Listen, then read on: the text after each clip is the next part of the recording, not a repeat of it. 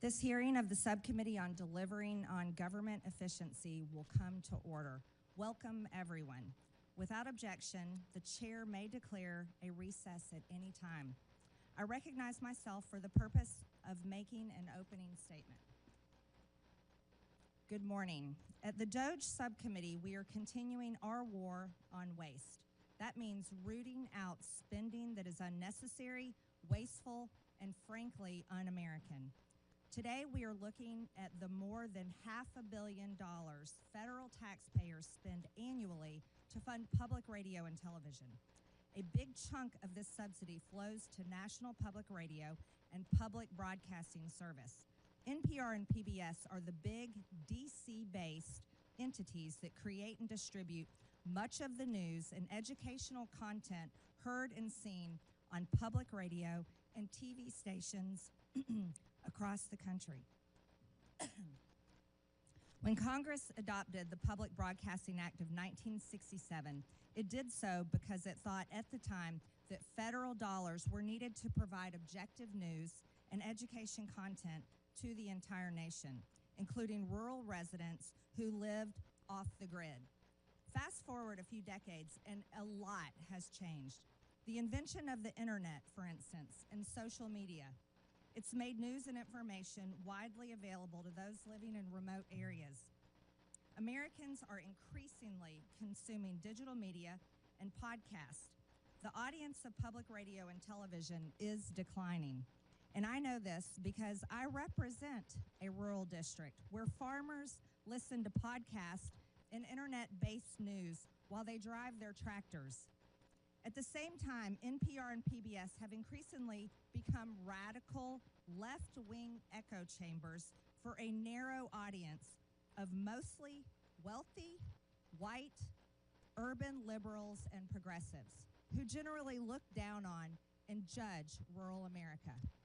PBS News is not just left-leaning, but it is actively uses taxpayer funds to push some of the most radical left positions, like featuring a drag queen on the show Let's Learn, a show targeted toward young children ages 3 to 8 years old. I want you to know I grew up watching children's programming on PBS. And as a mother who raised 3 children, I felt confident that I could leave the room while my own children were watching children's programming on PBS. But I can tell you right now, Ms. Kerger, specifically, as a mother, if I had walked in my living room or one of my children's bedrooms and seen this child predator and this monster targeting my children, I would become unglued. And that is how most parents feel all over this country. This is not the only example of them sexualizing and grooming children. They've been doing it for over the last decade. In 2015, PBS produced Frontline put out a documentary, Growing Up Trans, that takes viewers on an intimate and eye-opening journey inside the struggles and choices facing transgender kids and their families. This means that PBS is one of the founders of the trans child abuse industry, all while taking taxpayer money. Brainwashing and transing children is an issue so hated by parents across the country that it was a driving force in the landslide Republican and Trump victory in the 2024 election cycle and presidential race. The news that these entities produced is either resented or increasingly tuned out and turned off by most of the hardworking Americans who are forced to pay for it. They no longer view NPR and PBS as trusted news sources. As a matter of fact, with these people, they're a threat.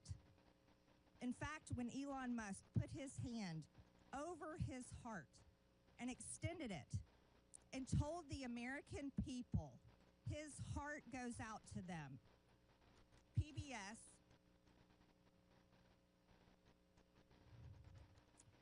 News posted the clip, called it a fascist Nazi salute, and described how it was similar to the same Heil used by Nazis at their victory rallies.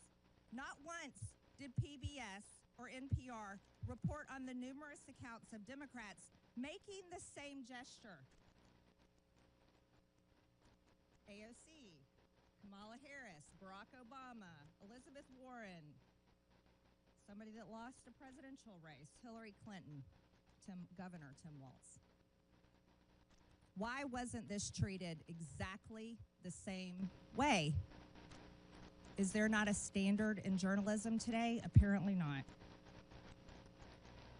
Here's How We Lost America's Trust was in fact the title of a powerful essay written last year by Yuri Berliner, a veteran NPR editor. In his essay, Berliner described how NPR's downward spiral accelerated greatly during the first Trump administration. He said NPR dedicated efforts to damage the Trump presidency via relentless pursuit of Russiagate rumors that the Trump campaign colluded with Russia over the election. NPR hosts interviewed Adam Schiff, then the top Democrat of the House Intelligence Committee, 25 times about Trump and Russia. But they made no apologies when the Mueller report found no evidence that the Trump campaign had colluded with Russia, because they did not. Berliner also described NPR's passionate embrace of the left-wing DEI ideology that Americans clearly reject, as evidenced by the November elections. NPR's language and style guides were shaped by race and gender-based affinity groups that dominated the internal culture of the organization. And NPR journalists were to ask everyone they interviewed their race, gender, and ethnicity, and enter it into a centralized tracking system. This tracking system embeds DEI into the fibers of its content. Sounds like racism to me. It's a software attached to NPR's content management system where these reporters and producers submit information about their sources' race and ethnicity, gender identity, geographic location, that's kind of scary, and age range. The tool allows NPR to track the demographics of their sources in real time to allow for source diversity. The irony of these supposed diverse sources is that NPR has no real interest in diversity, like having diverse viewpoints.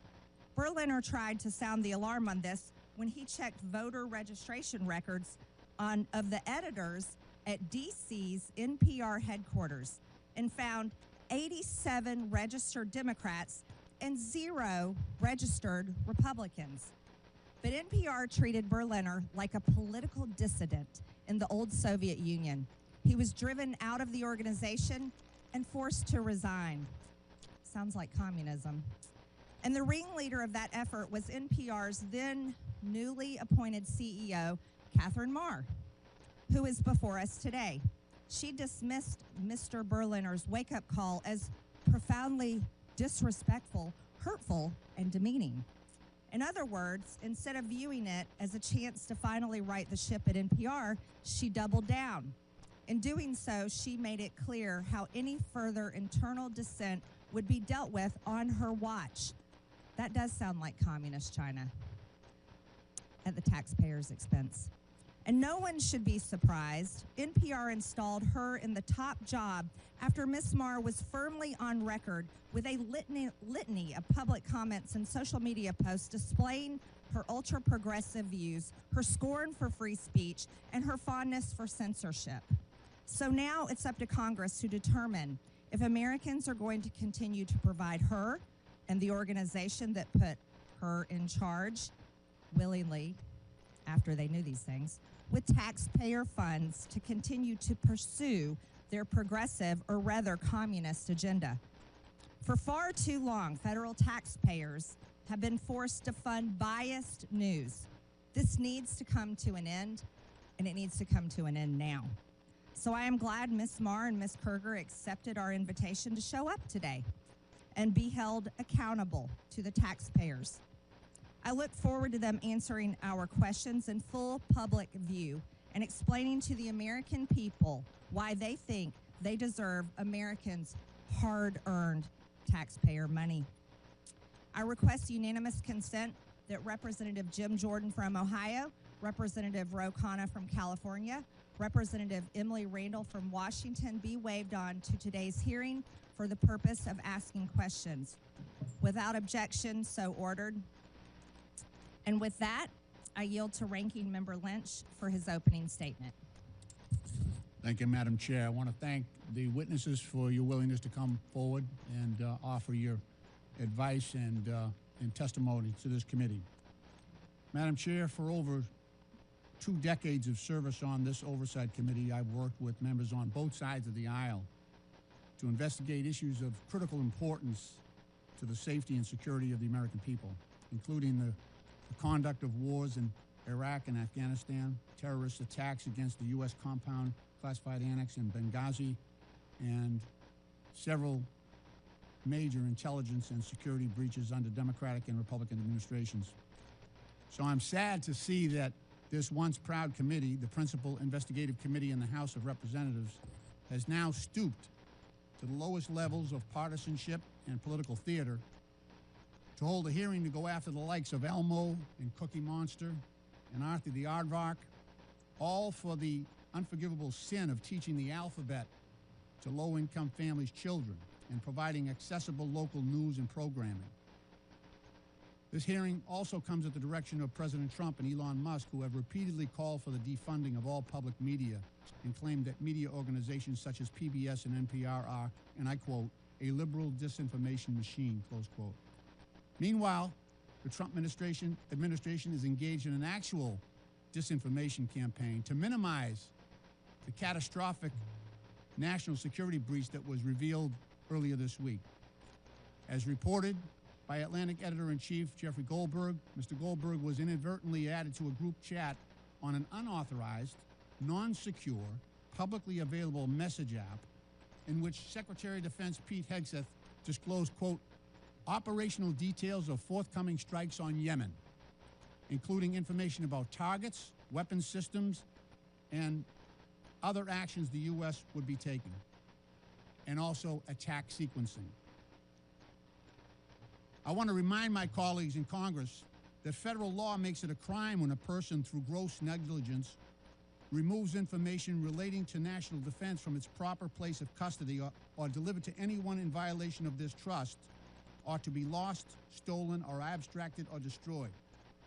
And what's more, if evidence shows that any of the parties who were in on that signal chat lied under oath in the Senate yesterday, Mr. Ratcliffe or Ms. Gabbard, for instance, then certainly conspiracy to conceal that breach would be far worse,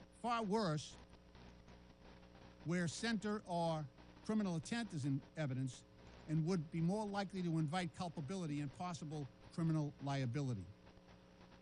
The Secretary of Defense would be subject to criminal prosecution, and it would be the responsibility of the U.S. Attorney General to prosecute that, but where a conflict exists, it might require a special prosecutor. This security breach severely compromised the safety of American troops in advance of imminent U.S. operations and airstrikes against Houthi rebel positions. It is well documented that the Houthi arsenal includes anti-aircraft capability, ballistic missiles, cruise missiles, rockets, and unmanned aerial attack drones. Mr. Goldberg, who was unwittingly elevated to the clearance level afforded to members of the Joint Chiefs of Staff, was also joined in the exposed group chat by Vice President J.D. Vance, Secretary of State Marco Rubio, and National Security Advisor Mike Waltz, and other senior members of President Trump's national security team. This committee should be questioning every single one of them as to why they were using an unapproved, unsecure messaging app to conduct sensitive classified discussions about military operations in which our sons and daughters in uniform are being sent into battle. One of the participants was actually sitting in Russia,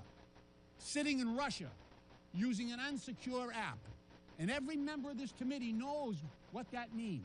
We've all been advised about which apps are secure and insecure, and when it is appropriate to engage in non-critical discussions.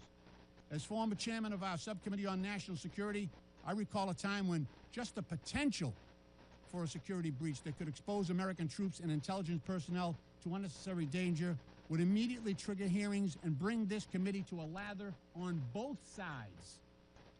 But you can bet we won't be touching this issue. Because today, the controlling House majority is afraid to do its job. It is afraid to hold Trump and Trump's administration accountable.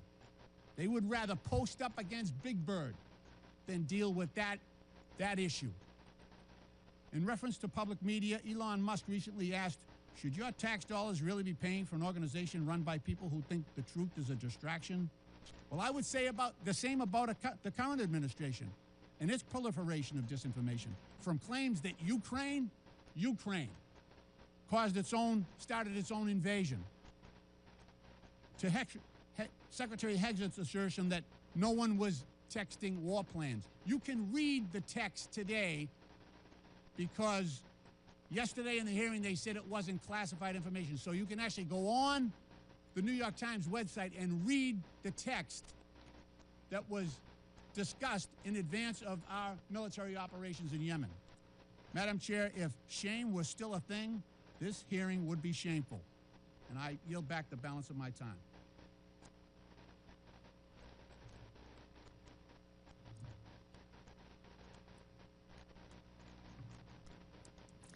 I am pleased to introduce our witnesses today.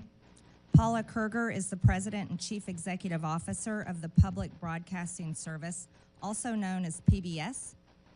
Katherine Maher is the President and Chief Executive Officer of National Public Radio, also known as NPR. Mike Gonzalez is the Angelus T. Arredondo E Pluribus Unum Senior Fellow at the Heritage Foundation. Ed Ullman is the President and CEO of Alaska Public Media. Again, I want to thank you all for being here to testify today. Pursuant to Committee Rule 9G, the witnesses will please stand and raise their right hand. Do you solemnly swear or affirm that the testimony that you are about to give is the truth, the whole truth, and nothing but the truth, so help you God? Let the record show that the witnesses answered in the affirmative. Thank you. You may take a seat. We appreciate you being here today and look forward to your testimony. Let me remind the witnesses that we have read your written statement and it will appear in full in the hearing record. Please limit your oral statement to 5 minutes. As a reminder, please press the button on the microphone in front of you so that it is on and the members can hear you. When you begin to speak, the light in front of you will turn green. After 4 minutes, the light will turn yellow. When the red light comes on, your 5 minutes have expired, and we would ask that you please do your best to wrap up. I now recognize Katherine Maher for her opening statement. Chairwoman Green, Ranking Member Lynch, and distinguished members of the subcommittee. My name is Katherine Maher, and I'm the President and CEO of National Public Radio, and I welcome the opportunity to discuss the essential role of public media in delivering unbiased, nonpartisan, fact-based reporting to Americans. Americans listen to public radio as they commute, as they work, and in the kitchen as they cook with family. Nearly 100% of Americans live within range of a public radio station.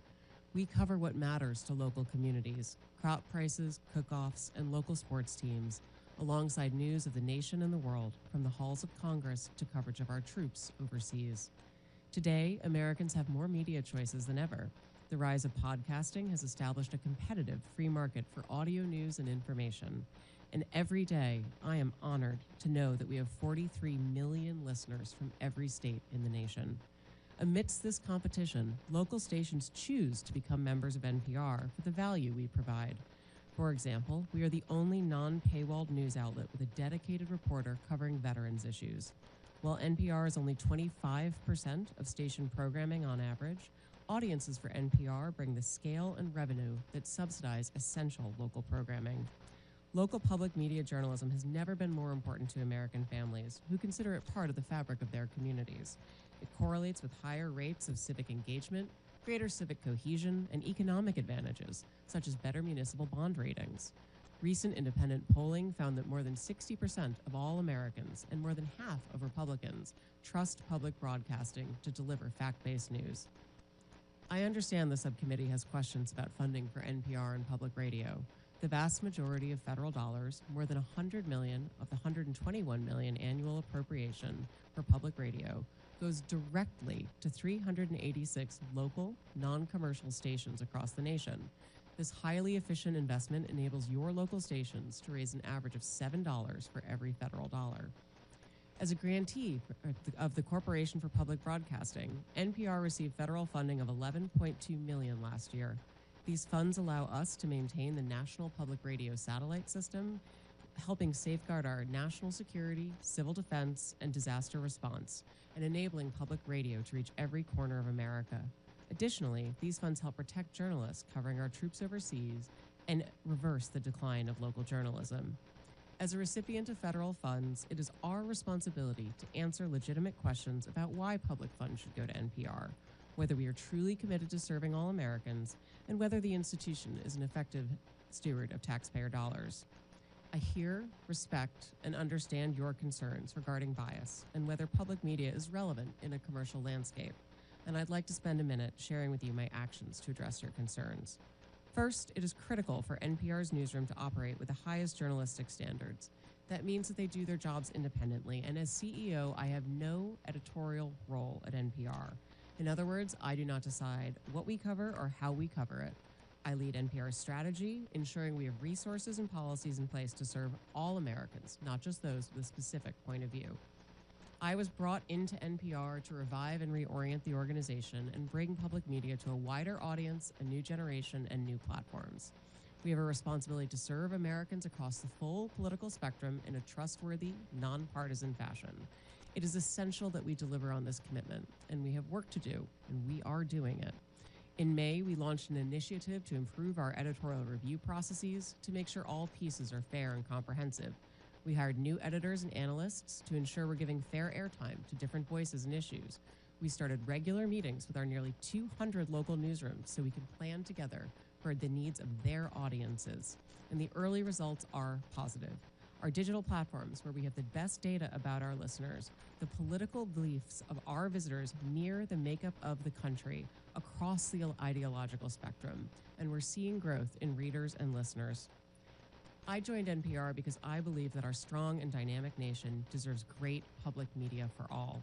Americans are smart and curious, and they want us to cover issues that matter, from the price of eggs to national security. It's our job to deliver truthful facts and information so citizens can make up their own minds.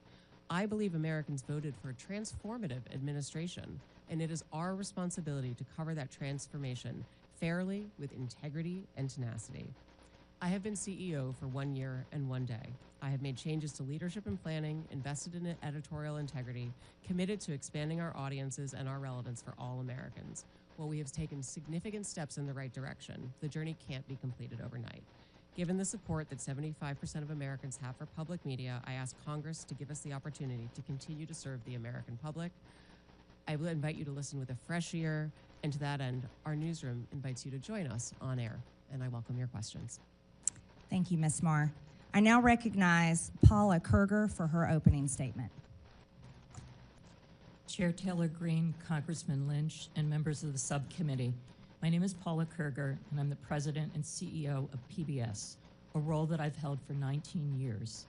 It is my honor to be here on behalf of the 336 PBS stations who serve every community in the United States. There's nothing more American than PBS. As a membership organization, our local service is at the heart of our work. Our job at PBS is to support our stations so that local stations can serve their communities. We've been proudly fulfilling our mission for nearly 60 years using the public airwaves and other technologies to help educate, engage, and inspire the American people. That mission is our guide star and remains just as important today as when the Public Broadcasting Act was signed into law in 1967. PBS stations provide something that cannot be found on commercial networks. This is because PBS stations are focused on the needs and interests of the viewers they serve. Especially in rural areas, PBS stations are the only outlet providing coverage of local events. For example, high school sports, local history and culture content, candidate debates at every level of the election ballot, and specialized agricultural news.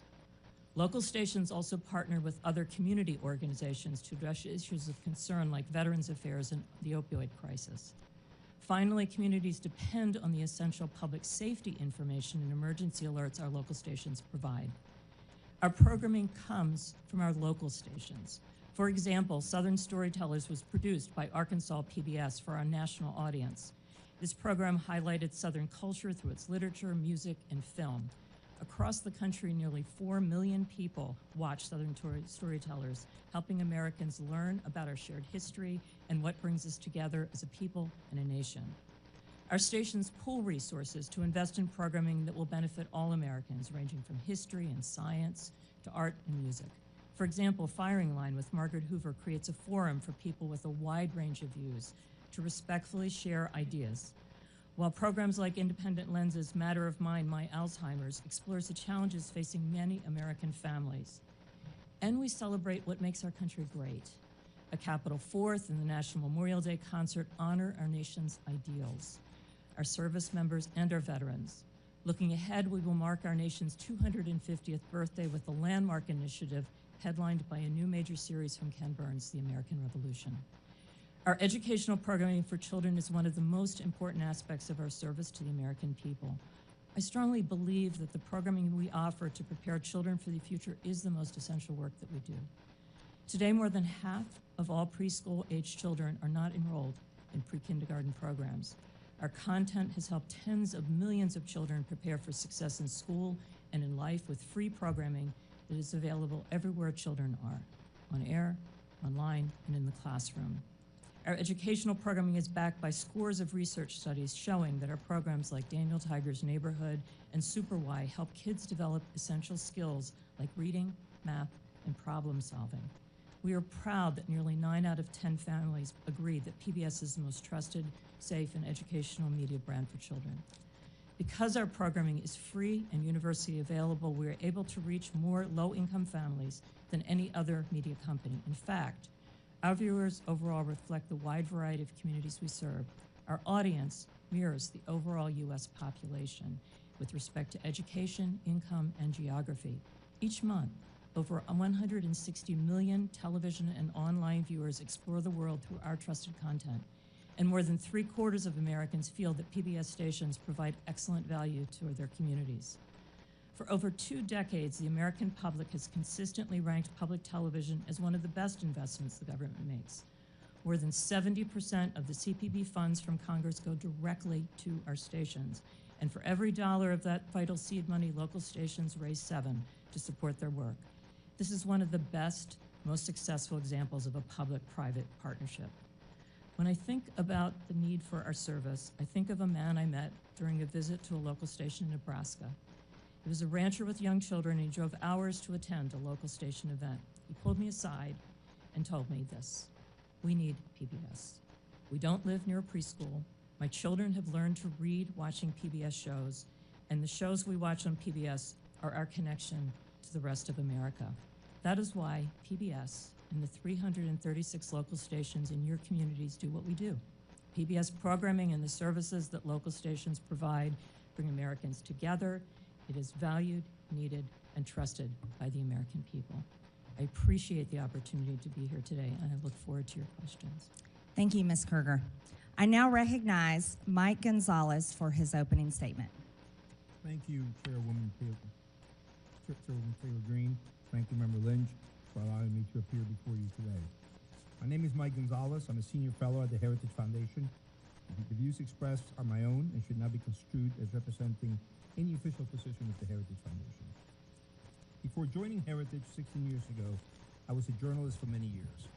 I worked in Latin America, Asia, and Europe, traveled with the Mujahideen in Afghanistan, was arrested in Panama, witnessed China's takeover of Hong Kong, and covered the stock market for the Wall Street Journal. I have even covered high school sports. I know that journalists can keep their prejudices in check. That is, if they want to. This ability to give all sides a hearing becomes an even more serious obligation when taxpayers are coerced to pay for you. Yet NPR, PBS, and the other state broadcasters refuse to abide by this simple code of decency. For decades, they've asked for more money while telling conservatives to get lost. But the nation today is in a very different place, with $36 trillion in debt, and more importantly, we're seeing not just a shift in our cultural vibe, but a shift in societal paradigms. Through the egregious bias, NPR and PBS have violated the public trust. Public media needs to be defunded, and the CPB needs to be dissolved. It's a matter of simple fairness. Multiple arguments can be made. I will list just a few. We're deeply in debt. Number two, the arrangement is unfair to private sector media competitors. Number three, public broadcasting was created with the promise that it would be educational. But now that thousands of competitors have come online, public media has become, as George Will says, like the human appendix, vestigial and purposeless. The funding is a regressive tax, an obnoxious wealth transfer from working families to the affluent. But the ultimate factor is the broadcaster's unforgivable political bias. What we have today is a circular, undemocratic relationship. Democrats unanimously vote for more and more money for public media, and in exchange, public media heavily tips the scale in their favor. It is a nice arrangement for them, but it must end. NPR's and PBS's full-hearted embrace of progressive views and constant denigration of conservative ones is quantifiable. I referred you to my written testimony. Besides my own examples, I cite the research of Tim Graham, as well as NPR veteran Yuri Berliner, who says, quote, an open-minded spirit no longer exists within NPR. Rather than pause and reflect, NPR instead chose to circle the wagons and assassinate Berliner's character. This is part of a pattern. In 2010, NPR fired Juan Williams and vilified him as a psycho after he dared to flout the network's progressive orthodoxy. The people running NPR remain, in Mr. Williams' words, an insulated cadre of people who think they're right and who have a hard time with people who are different. They went completely off the rails when Donald Trump was elected in 2016. Coverage, quote, veered towards efforts to topple the Trump presidency, Berliner said. NPR hitched its wagon to the false claim that Russia had colluded with the Trump campaign. It also refused to cover the Hunter Biden lab story. After the 2020 riots, NPR firmly sided with those who affirmed, without a shred of evidence, that America is an oppressive society gripped by systemic racism. NPR and PBS even justified looting. Rather than use journalism as a truth-seeking tool, NPR and PBS distorted journalism to further a political agenda. Yamiche Alcindor, the liberal activist that PBS hired to cover the White House, routinely used the platform to make unsubstantiated allegations against President Trump. President Biden, she presented as, quote, a moral undecent man, unquote. Or consider Katherine Maher's appointment as NPR CEO. Her long record of comments leave zero doubt that she's not only a committed progressive, but someone whose disdain for free expression disqualifies her from being anywhere close to the levers of power at a media institution. And what does she think of President Trump? He's, quote, a deranged, racist sociopath. Ms. Maher is an American. She's entitled to her views. The question is whether NPR is entitled to appoint her as CEO and then ask conservatives to just pony up. Public media's main argument now is that it is essential for weather emergencies in hard-to-reach places and that without public money, local news will cease to exist. But over 98% of Americans today have a mobile phone. Even Alaska, one of our most isolated states, has high levels of internet penetration. As for the claim that the taxpayer is the last available business model for local news, NPR and PBS are asking us to believe something laughable, that the government can fund a media structure that actually keeps the government in check. I urge you not to try to mend public broadcasting, end it. Thank you very much for your attention, and I look forward to your questions. Thank you, Mr. Gonzalez. I now recognize Ed Ullman for his opening statement. Madam Chair, Ranking Member, and distinguished members of the subcommittee, it is an honor to be here today. My name is Ed Ullman. I'm the President and CEO of Alaska Public Media. The people of Alaska rely on public media to provide free, universal access to essential services in public safety, education, and community connections. This includes potentially life-saving alerts, updates on community affairs, coverage of state and local government, proven educational content engagement services, and local and national news. In many parts of Alaska and communities throughout the country, public media is often the only locally operated, locally controlled broadcasting service.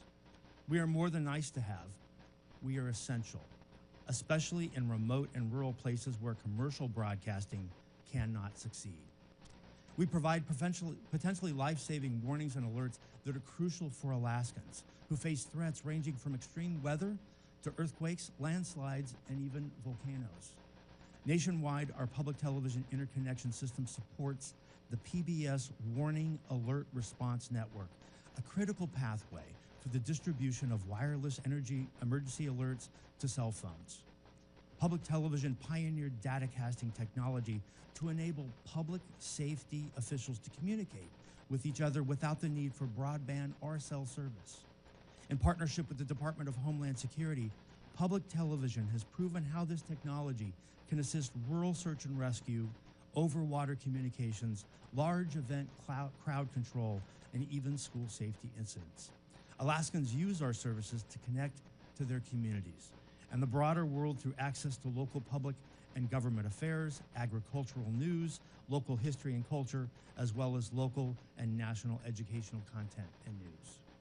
Our programming caters to and is informed by the specific needs of the communities we serve. Just to give a few examples, Indie Alaska, an award-winning series of documentaries, captures Alaska's people, places, and their unique stories. Alaska Insight is a weekly public affairs program that moves the conversation beyond the headlines and right into Alaska's communities. Our radio station hosts Alaska's only statewide call-in programs, Talk of Alaska and Line 1, Your Health Connection. We reach across Alaska with these essential free services through a statewide network consisting of 4 TV channels and 1 radio station. We coordinate the only statewide news network, which includes 27 independent radio stations across Alaska, and we operate the Alaska Rural Communications System, which provides free over-the-air television and radio programming to 100 rural communities. Alaska Public Media is one of more than 360 locally controlled and operated public television stations and over 1,000 public radio stations throughout the country that provide critical services to address the broad range of interests and views of our local communities. These stations collectively reach nearly 99% of the American public, regardless of zip code or income level. This nationwide service would not be possible without federal support. Today, over 70% of the federal funds for the Corporation for Public Broadcasting go directly to stations just like ours. Our system leverages this crucial seed money 7 times over in highly efficient public-private partnerships. Reducing or eliminating federal funding would be devastating and could cause the closure of many stations, especially the most rural and remote. Our highest costs come from maintaining broadcast and IT infrastructure, local programming, and community engagement, all of which would be in serious jeopardy without federal funding.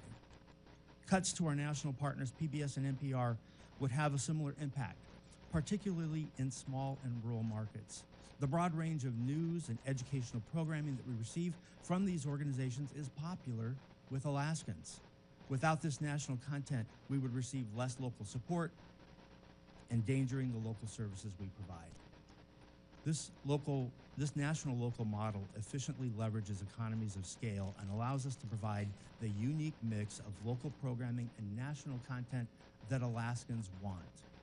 Congress's support for the mission of public broadcasting to provide every American access to free, non-commercial quality educational programming remains critical. It allows us to connect Alaskans with each other and with our neighbors in the lower 48 and to connect the nation with us. I urge Congress to maintain federal funding for public broadcasting to ensure that local stations around the country can continue to provide essential services to their local areas. I welcome your questions.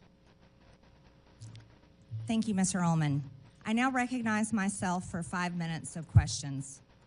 Ms. Maher, your public statements and social media posts reflect left-wing ideology and blatant opposition to free speech. After all, you were the head of Wikipedia for many years, which is a platform that doesn't tell the truth. Let's walk through some of your statements so the public can understand your personal views. You said your fellow Americans just elected Donald Trump as president again this past November. You called him a deranged racist and sociopath. You posted on X that America is addicted to white supremacy. It's appalling.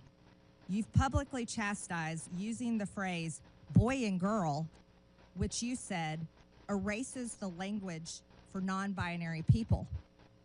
There's only two genders, by the way. Ms. Maher, the federal funding that your outlet receives comes from all American taxpayer dollars, not just from your viewers who support such statements as these.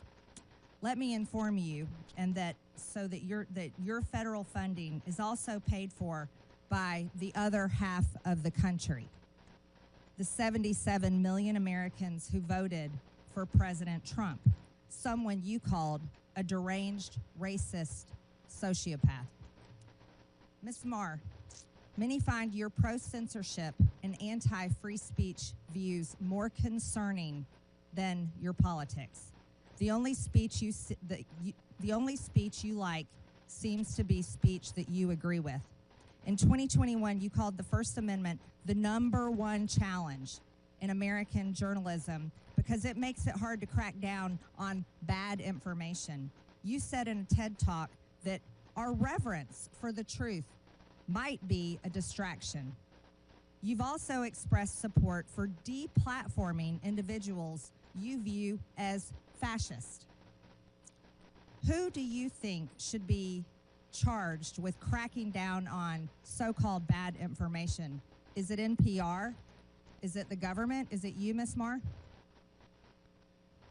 Congresswoman, Madam Chair, thank you so much for the opportunity to address this. I know. Do you is it up to you and NPR to crack down on bad information or decide the truth? Answer the question, yes or no, Ms. Maher. Absolutely not. I'm a very strong believer in free speech, and I believe that more speech. Your public statements say otherwise. Ms. Maher, in 2021, when speaking at an Atlantic Council event, you said that when you were CEO of Wikipedia, you took a very active approach to disinformation and misinformation. During the COVID pandemic and the 2020 election, you said you censored information through conversations with government. Which governments were those, Ms. Maher? The Biden administration, yes or no? Madam Chair, Wikipedia never censored any information. These are your public statements, Ms. Maher. Ms. Maher, are you familiar with Section 399B of the Communications Act? It prohibits non-commercial education broadcast stations, NCEs, from airing commercials on behalf of for-profit entities. The FCC recently opened an investigation into the underwriting announcements and related policies of NPR and PBS. Does NPR air commercials for for-profit entities, Ms. Maher? Yes or no? Madam Chair, we are in full compliance with the FCC's inquiry and will continue to cooperate. I remind you you're under oath, and violations of the Communications Act comes with a fine up to $10,000 and possibly up to a year in prison. Does PBS air for-profit commercials, Ms. Kerger?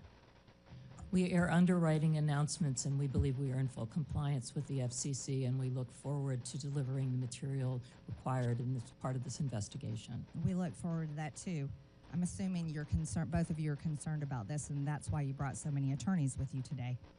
Ms. Kerger, using taxpayer subsidies, PBS funded Independent Lens to make documentaries for part of your programming. In 2016, Real Boy was aired about a trans teen navigating adolescent sobriety and the ramification of his gender identity. In 2022, the same series aired Our League, in which a trans woman comes to her old school Ohio bowling league in a story about transition. Then in 2024, A Racist Trees was aired, telling a story of how in Palm Springs, a black neighborhood fights to remove a divisive wall of trees. Do you think PBS needs to fund ridiculous material such as this that the taxpayers are having to pay for? These are documentary films that are point-of-view pieces that are part of our primetime schedule for adults. And parents and adults don't trust that type of programming.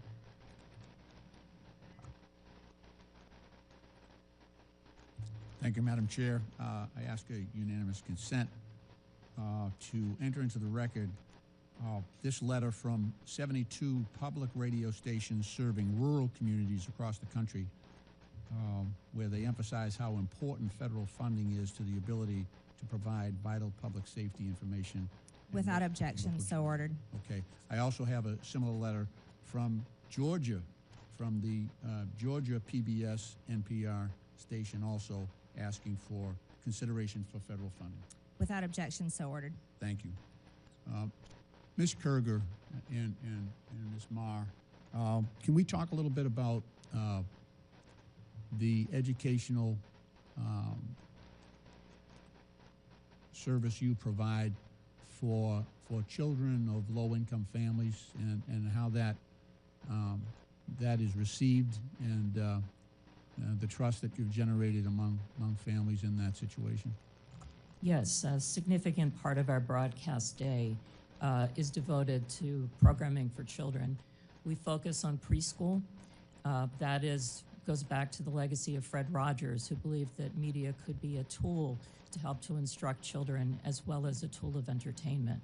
Our programming is focused on core skills that kids need to develop before they enter school, in math and in learning numbers and in learning letters, so that kids that don't have the opportunity to be in a formal pre-K program have a chance to walk into school for the first time on equal footing with kids that have more opportunity. And that's the heart of what we think about in the programming that we develop for kids. Now, I know you've done some, well, independent groups have done assessments on trust, the trust factor that parents have on PBS Kids, which is one of your most popular services. Can you talk about that? Yes. Where did you come in terms of the comparison to other stations? Yeah, we are the most trusted media brand. In fact, Parents Magazine this week just ran the results of a study that was done on Daniel Tiger's neighborhood, actually looking at 16-year-olds that remember some of the basic skills they learned as small children. And what we're focused on is to make sure, again, that every child has the opportunity to learn and be excited about the world around them when they enter a school for the first time, and to give them those core basic skills that we can see they carry forward in life. Ms. Maher, I'd like you to focus on the work that public media is doing in relation to public safety communications. How important is this function of public broadcast media, particularly, I'm talking about the most rural, most remote communities in this country? Thank you so much, Congressman. We are part of the National Next Generation Warning System, for which we've received a significant investment over the course of the last few years, and many thanks to Congress for supporting that appropriation. Our stations are busy implementing that across the nation. We also are part of the the statewide emergency plans for more than 20 states.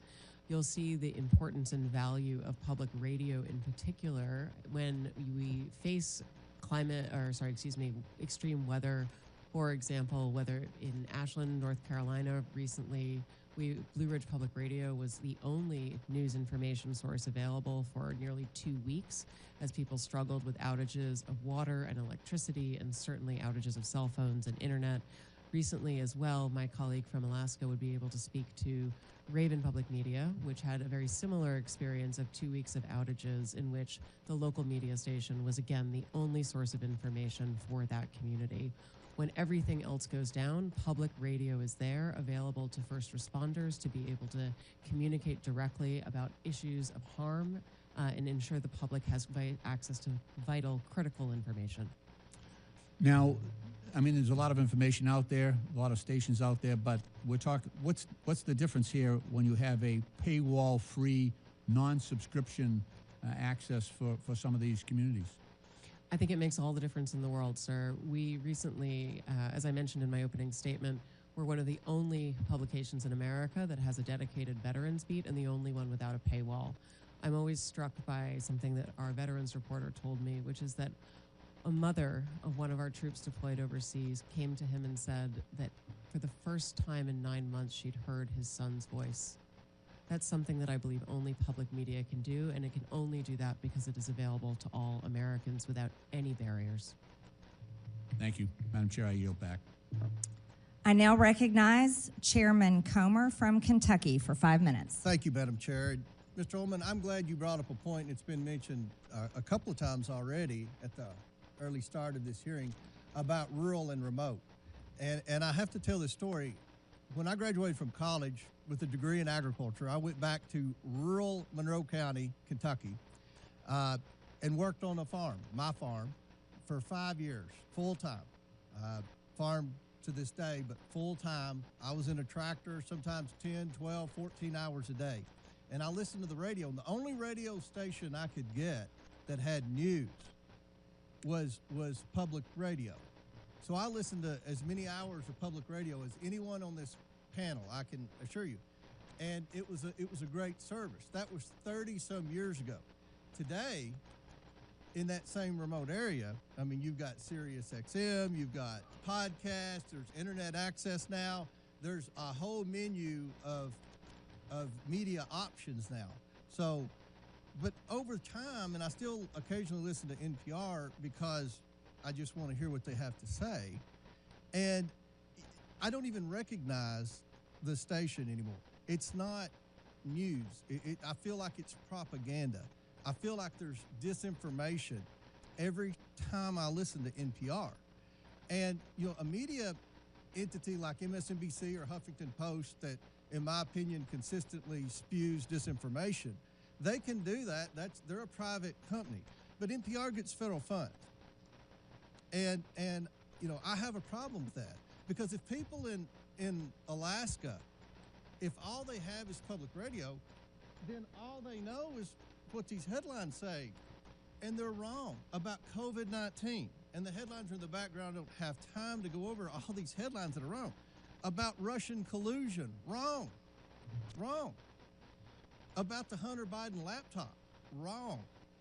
And then there's a story about me. And part of what we went through on this committee during the Biden investigation, which, by the way, ended with Joe Biden's last act as President of the United States, pardoned his entire family preemptively for an 11-year period, which just so happened to be the 11-year period that this committee investigated the Bidens, that we had subpoenaed bank records.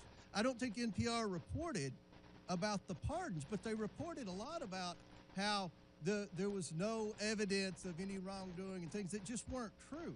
In fact, there's a story, NPR, lawmaker leading Hunter Biden House investigation accused of owning a shell company. Well, that's me. Ms. Maher, are you familiar with that story that NPR wrote about me at the height of the Biden investigation when you all were disputing every aspect of our investigation that is 100% factual? We have hundreds of pages of evidence, hundreds of pages of bank records, hundreds of pages of emails. Do you remember the story that NPR wrote about me saying I had a shell company? Congressman, I was not at NPR at the time, and I'm unfamiliar with the story. Where do you get your sources on something like that? That's a very serious accusation because we're investigating a president and his family who had 28 shell companies.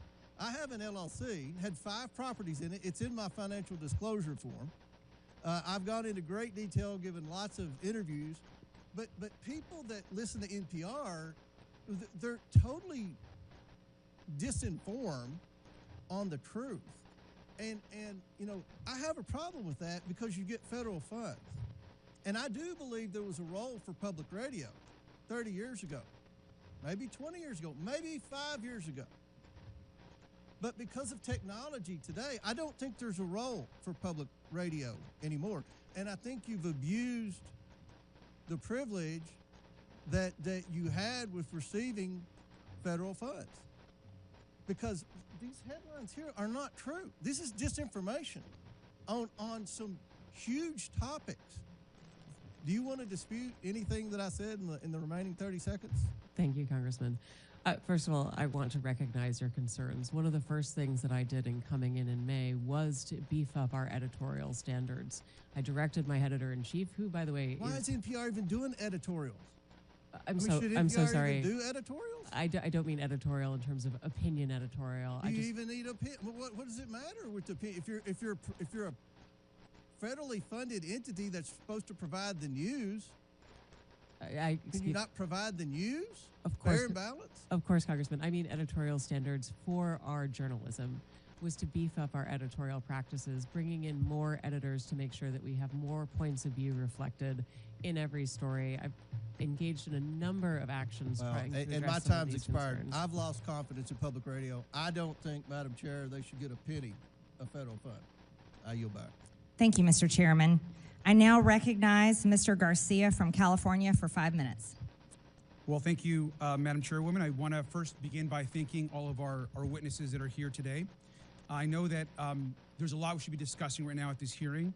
We've, of course, had some pretty shocking security breaches that we're just learning about through a lot of our national security officials.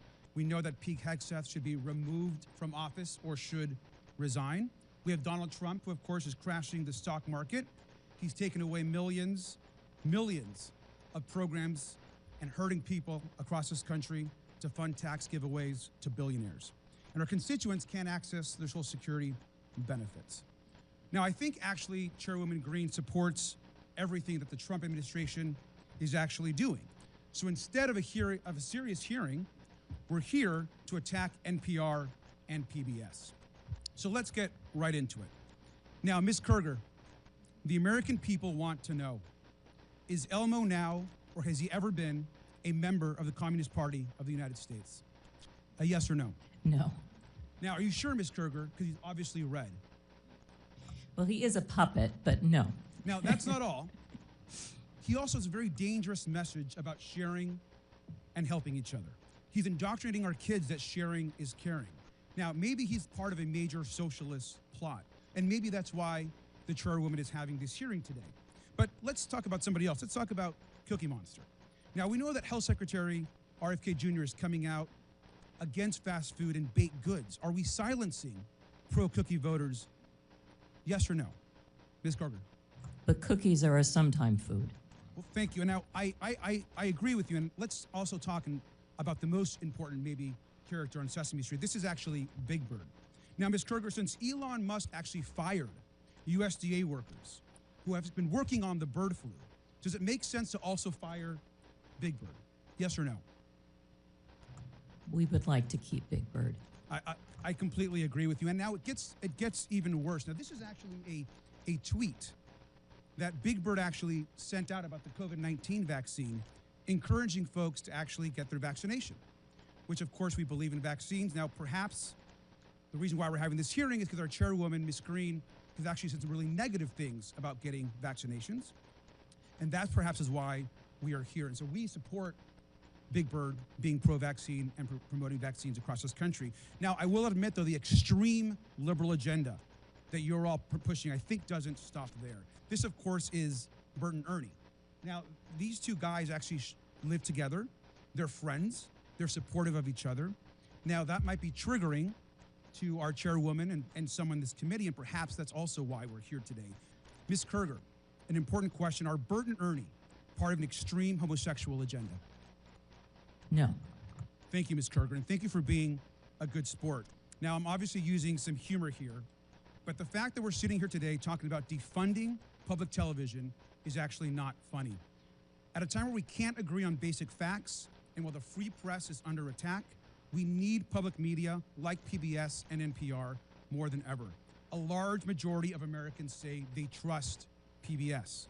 And that's exactly why extremists are trying to tear it down. Public broadcasting is a tool for education, for emergencies, and a cherished part of our national fabric. We get huge benefits from a tiny federal investment. The majority and our chairwoman should drop this attempt to silence media voices they don't like. So the message, I think, today is very, very simple. If we're going to get rid of any puppeteers, we should get rid of the one that's actually controlling Donald Trump. Fire Elon Musk and save Elmo. And with that, I yield back. I now recognize Mr. Cloud from Texas for 5 minutes. Thank you, Chairwoman. NPR fancies itself as a nonpartisan news outlet, public information outlet. Even says that we should consider all things. All things are considered, yet their history of political bias has shown that there are a number of things they have not considered. They asked us not to consider that the Hunter Biden laptop was real. They dismissed what was always the most probable theory of the COVID lab leak from Wuhan. They interviewed Russia collusion hoaxer Adam Schiff 25 times, who claimed to have a vault of information in his office leading to the impeachment of President Trump, which of course we now know was all fraudulent. I'd like to submit for the record an article by Uri Berlinger. I've been at NPR for 25 years. Here's how we lost America's trust. Without objection. So NPR, unfortunately, has lost much of the audience that they used to have, and now they have a very partisan audience because of this. Who do they bring in to fix it? They bring in Ms. Maher, who has a history in commentary of promoting Marxist ideology, including critical theory. Said we should not use the terms boy or girl, has called our president a deranged racist sociopath, and said that our reverence for the truth has become a distraction that is preventing us from finding consensus in getting important things done. And one could look at that and think that maybe, in your view, promoting groupthink is more important than finding the truth. I thought we liked diversity of ideas, especially, and that as an online encyclopedia that you used to manage, activism was more important than accuracy. Now, I had an uncle who used to say that you should never let the truth get in the way of a good story. And while that was humorous when we were talking about weekend fishing expeditions, when we're talking about news and information and encyclopedias and things that are of national importance, I find that very troubling. Now you are here managing NPR, which is in part federally funded. Can we expect that you will bring the same lack of reverence for truth to your management of NPR?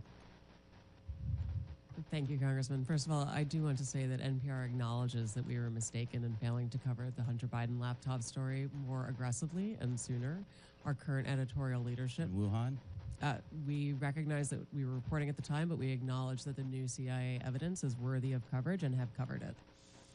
What have you done to clean up the bias before? You mentioned I wasn't there for that. What are you doing to clean up and make sure that we have Absolutely. Thank you, unbiased? Congressman. As I mentioned, I came in May. Mr. Berliner published his story 2 weeks into my tenure regarding stories that had happened prior. I wish that I had had the opportunity to speak with Mr. Berliner. I would have loved to have had him engage and come back to us with some suggestions as to what we could do editorially in order to address what he perceived as bias. Now you've had a long history, including the thing that I mentioned about lack of reverence for truth. And how reverence for truth, you've even talked about the First Amendment kind of getting in the way of what you wanted to get done. And then you're wanting us to believe that NPR is now taking this non-biased approach. I mean, where was the come to Jesus moment for you, I guess, that has turned you around and that we can trust the American taxpayer dollars with your leadership of NPR? I so appreciate the opportunity to perhaps clarify some things. My talk about truth was really referencing the way that people use truth to refer to belief as opposed to facts. And my encouragement was that we focus on facts. With regards to the First Amendment... That's not what your comment said. Your comment said that truth was getting in the way of getting things done and that you were prioritizing what you wanted to get done over truth. And that's really unfortunate. I want to go to a different context because you're allowed to have your political opinion. Any news organization should be going after the truth. That's what we want and expect out of news organizations. But certainly a media platform can have whatever opinion it wants in a free society. The question for us today as a committee is whether or not the taxpayers should be forced to pay for this kind of thing. Mr. Gonzalez, I wanted to get your take on this about why the corporate public broadcasting is it still relevant today? I mean, we're in a different context than we were in the 60s where maybe not every home had a television. Now many of them have multiple televisions, and certainly most have a screen in their pocket most times during the day. I have 3 here on my desk. And so it seems like we're in a different context of where could we possibly get the news today or information? Could you speak to the importance or lack thereof of the Corporation of Public Broadcasting in the context of where we are today in society? Yeah, right. When it came on after the passage of the 67 Public Broadcasting Act in the early 70s, there were only 3 networks. You had Cronkite, Reasoner, and the other guy. And PBS added by a third the number of networks that we had. That's not the case today. And as far as education, which has been diminished, and by the way, I believe that Sesame Street was sold to HBO 10 years ago. But as far as the educational value, we have an unending stream of educational content online. I could reel off a number of websites that people can access, YouTube channels where kids of all income levels can access educational content. So, but basically, as I said in my testimony, it goes back to the basic unfairness that conservatives for 50 years have been saying, but you're completely biased. And they have the audacity to say, oh, no, we're not. And you have to just pay us. And it's just, that is the basic. The gentleman's time has expired. Thank you, Mr. Gonzalez. I ask unanimous consent to enter into the record an article published today by Yuri Berliner about NPR, basically saying that the bias has not changed.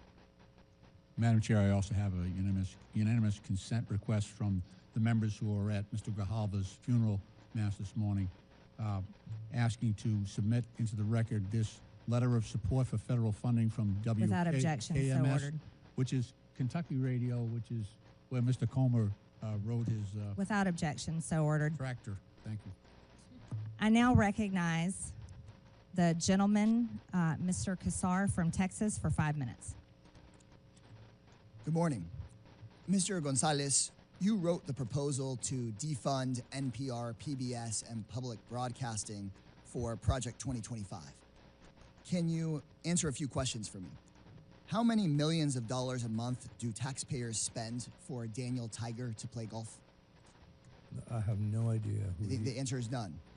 Okay. To your knowledge, has Miss Piggy ever been caught trying to funnel billions of dollars in government contracts to herself and to her companies? That's a silly question. Well, the answer is no. How about Arthur the Aardvark? Has he ever fired independent government watchdogs who are investigating his companies? The answer is no. Madam Chair, I'm told we're here to talk about government efficiency, but Daniel Tiger has not blown $10 million of taxpayer money to play golf with his friends, but Donald Trump has, just at the beginning of his administration. Miss Piggy hasn't been caught funneling billions of dollars in government contracts to herself, but Elon Musk has. And Arthur has not fired independent government watchdogs investigating him and his companies, but Elon Musk has fired at least 5. So once again, my Republican colleagues are dragging in a scapegoat, this time PBS and NPR, to try to distract from the fact that Trump and Musk are robbing working people. It's Sesame Street that's making things expensive. It's Mr. Rogers that's blowing taxpayer money. It's listeners like you. It's absurd. The total funding for public broadcasting is just 1/6 the amount that Elon Musk's companies make off of the government every single year. But you will not see Elon Musk being grilled by this committee. I've seen a lot, but pointing the finger at Elmo to cover for Elon Musk might be a new low for Miss Marjorie Taylor Green's committee. I don't think Americans are buying it. Here's what I think we should be having a hearing about. After Trump and Musk took over the government, reporters noticed the State Department was trying to funnel $400 million taxpayer dollars to Tesla. The State Department said it's an old contract, no news here, but because of a brave whistleblower and an NPR reporter, they exposed the corruption and the lies. Madam Chairwoman, if we want to look into waste, fraud, and abuse, why not look into that? Elon Musk, who's running cabinet meetings, who's running the White House, was trying to funnel money to himself. So let's stop investigating Cookie Monster and start investigating how the Trump administration lied about this and was trying to funnel money to their biggest political supporter. Maybe you're trying to defund NPR because they expose this kind of corruption. And if Republicans were serious about investigating waste, fraud, and abuse, my colleagues would admit that Big Bird is not the problem. Big tech is, big pharma is, big insurance companies are. Elon Musk's companies make billions, $3 billion a year off of government contracts. That's 6 times the money that goes to all of public broadcasting. Private insurers in Medicare Advantage overcharged taxpayers $83 billion just last year. That could pay for public broadcasting 160 times over. the $4.5 trillion tax cut for the ultra wealthy that Republicans on this committee are trying to push through, that would pay for public broadcasting 9,000 times over. There is money to pay not just for PBS and NPR, but health care for every American, tuition-free trade school and community college for every American, to end homelessness on the streets of our cities. But my Republican colleagues don't want to talk about the corporate waste, fraud, and abuse because those corporations fund the Republicans' campaigns. So instead, they want to shut down educational programming for kids and their families, and they want to shut down local radio stations. To borrow a phrase from Sesame Street, the letter of the day is C, and it stands for corruption. Look, in my home city of Austin, Texas, we have Austin City Limits, which decade after decade after decade has chronicled American music. And if they had a bad season and it was private TV, they just would have shut it down. And we wouldn't have had decade after decade after decade of Austin City Limits. That's the amazing thing about public broadcasting.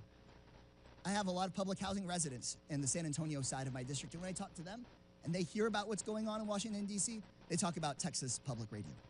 And I just heard my colleagues talking about educational programming for kids on YouTube. That stuff is loaded with ads. And also on other forms of private television, they're selling you and your kids stuff, making people feel bad. They're trying to make a profit off of you. That's why I got sat in front of Mr. Rogers, because you got to learn something and they weren't just trying to sell you junk. It's better for our kids, it's better for our families, and we should actually be supporting public broadcasting instead of this stuff. Madam Chair, leave Elmo alone. Bring Elon in for questioning instead. I now recognize Mr. Timmons from South Carolina for 5 minutes. Thank you, Madam Chair. I want to thank the witnesses for being here today. I'm going to begin by saying this. We don't want to shut down NPR or PBS, but we have $36 trillion in debt, and we have run a $1.8 trillion annual deficit, and we are scouring all government spending, not just Democrat priorities, but Republican priorities too. We're going to be going through the defense budget. We're going to be making sure that we are spending our taxpayer dollars wisely because we have an existential threat. We have an existential threat. We cannot continue down this path financially. So we do not want to shut you down, but we cannot continue down this path.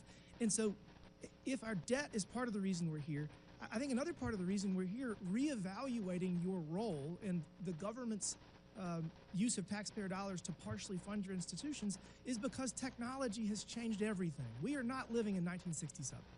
And the internet has changed our society. We have such increased social interconnectedness, and there are various options for people to get news and to get disinformation or information, whatever you want to get. So those are the two kind of reasons I want to start with, and that's probably half the problem we're here for. The other half is your perceived bias and your content moderation and the manner in which you are violating journalistic integrity. And I'll say this, NPR, you have been far worse at this. Ms. Kerger, you have done a much better job at this, but we still have some issues we're going to talk about. Ms. Maher, do you think that the public statements you have made on social media create a challenge in your leadership for what should be an unbiased public information system? Do you think that your past comments, I'll give you a better question, did they come up in your job interview? Like, do you see a problem? Congressman, thank you for the question. No, they never came up in my job interview. You're a rabid progressive. Like, and do you not think it's a problem that your political leanings make it seem to the American people that you're not biased and you're not doing your job? Because you agree that your job is to have journalistic integrity, right?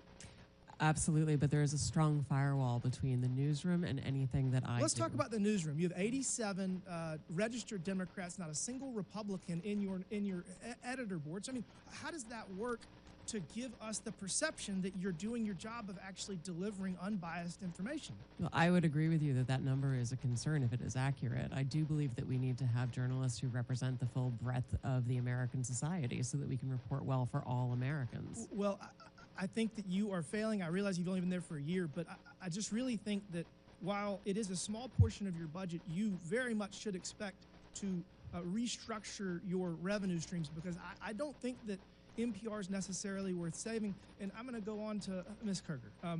I will say this. You have been very professional, and you have been there for decades, and I think that you've done a fairly good job over your tenure. But I want to ask you a very simple question. In retrospect, do you think that it was inappropriate to put the drag queen on the kids show? Do you think that was a mistake? The drag queen was actually not on any of our kids' shows. The image that Chairman Taylor Green showed was from a project that our New York City station did with the New York City Department of Education. What time of day did it air? It did not air. It was a digital project they did for the Department of Education. Do you think it only that appeared on our unit website? have anything to do with PBS? Do you think that human? I mean, do you see? It was not a PBS. It was not for PBS. It was Okay, so you're mistakenly saying we put it have on our bad information. website by our. I'm sorry. I don't mean to talk over you. It was mistakenly put on our website by our New York City station. It was not intended for national distribution. It was immediately pulled down. It was never broadcast. Do you think that you should publish something that calls trees racist? Is that, in retrospect, should you have published that? I'm not sure what you're referring to. You had a Congressman. segment that was called Racist Trees, and it was I mean, we've already referenced it a number of times. So, I mean, do you think trees can be racist? I guess that's a good one. I don't know what you're talking about. I've never heard of what you're referring to. All right, well, but I'd be happy to look into it. I guess, last, do you think that it's appropriate to expose children to issues of transitioning? Do you see a problem with that? Is that something you should avoid? That is not anything on any of our children's programs at all. Ms. Kerger, you have done a far better job here today, and we're going to continue to have this conversation. But again, we have $36 trillion in debt, and we're trying to figure out how to make sure that our kids and our grandkids have an opportunity at the American dream, because if we don't change course financially, they won't. Thank you. I yield back. Thank you.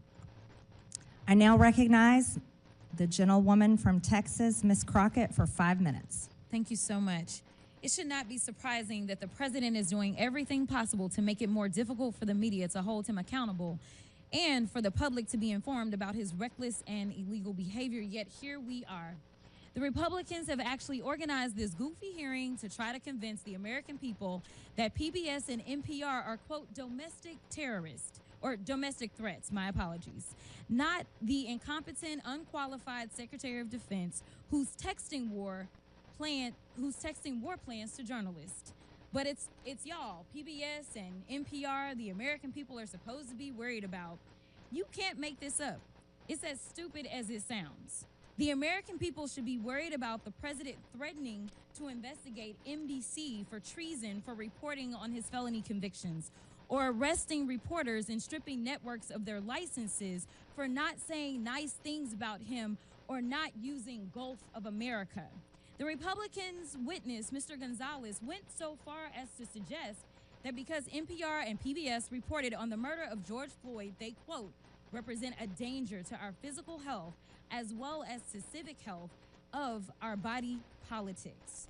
Ms. Maher, do you think reporting on the murder of George Floyd and highlighting instances of systemic racism is a domestic threat to America?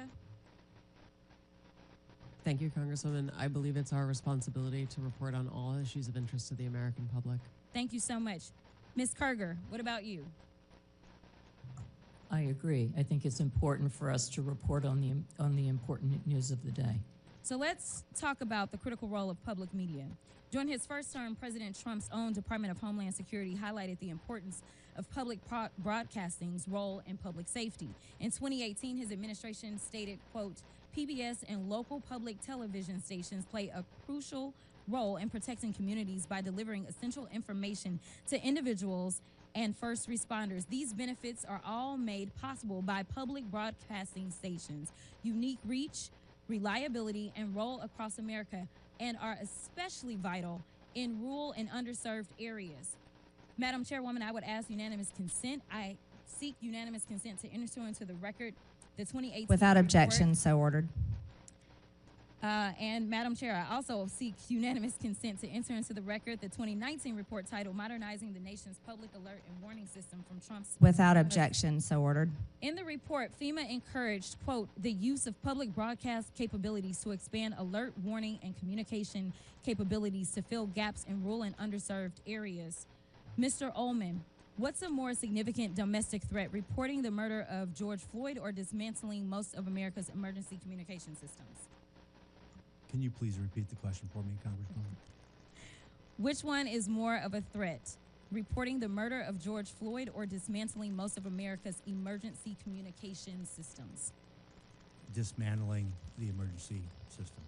And isn't it true that in Barrow, Alaska is the only, isn't it true that KBRW-AM in Barrow, Alaska is the only broadcast service available in an area of more than 90,000 square miles? That is correct. It's also the North Slope, where the majority of all the oil production that comes from Alaska takes place. Thank you so much. And isn't it true that without these stations' broadcast, Americans in rural communities would lack access to life-saving information and public safety alerts? That is correct. So in your opinion, would eliminating funding for stations in rural America like WNGH, Channel 18, and the Chairwoman's District hurt Americans?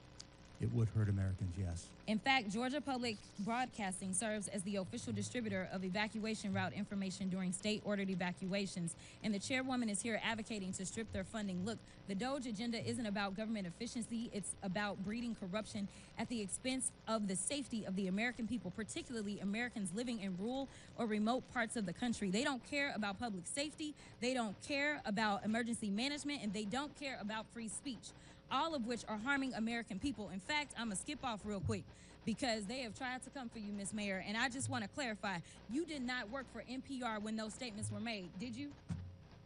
That is correct, Madam And to Chair. be clear, free speech is not about whatever it is that y'all want somebody to say.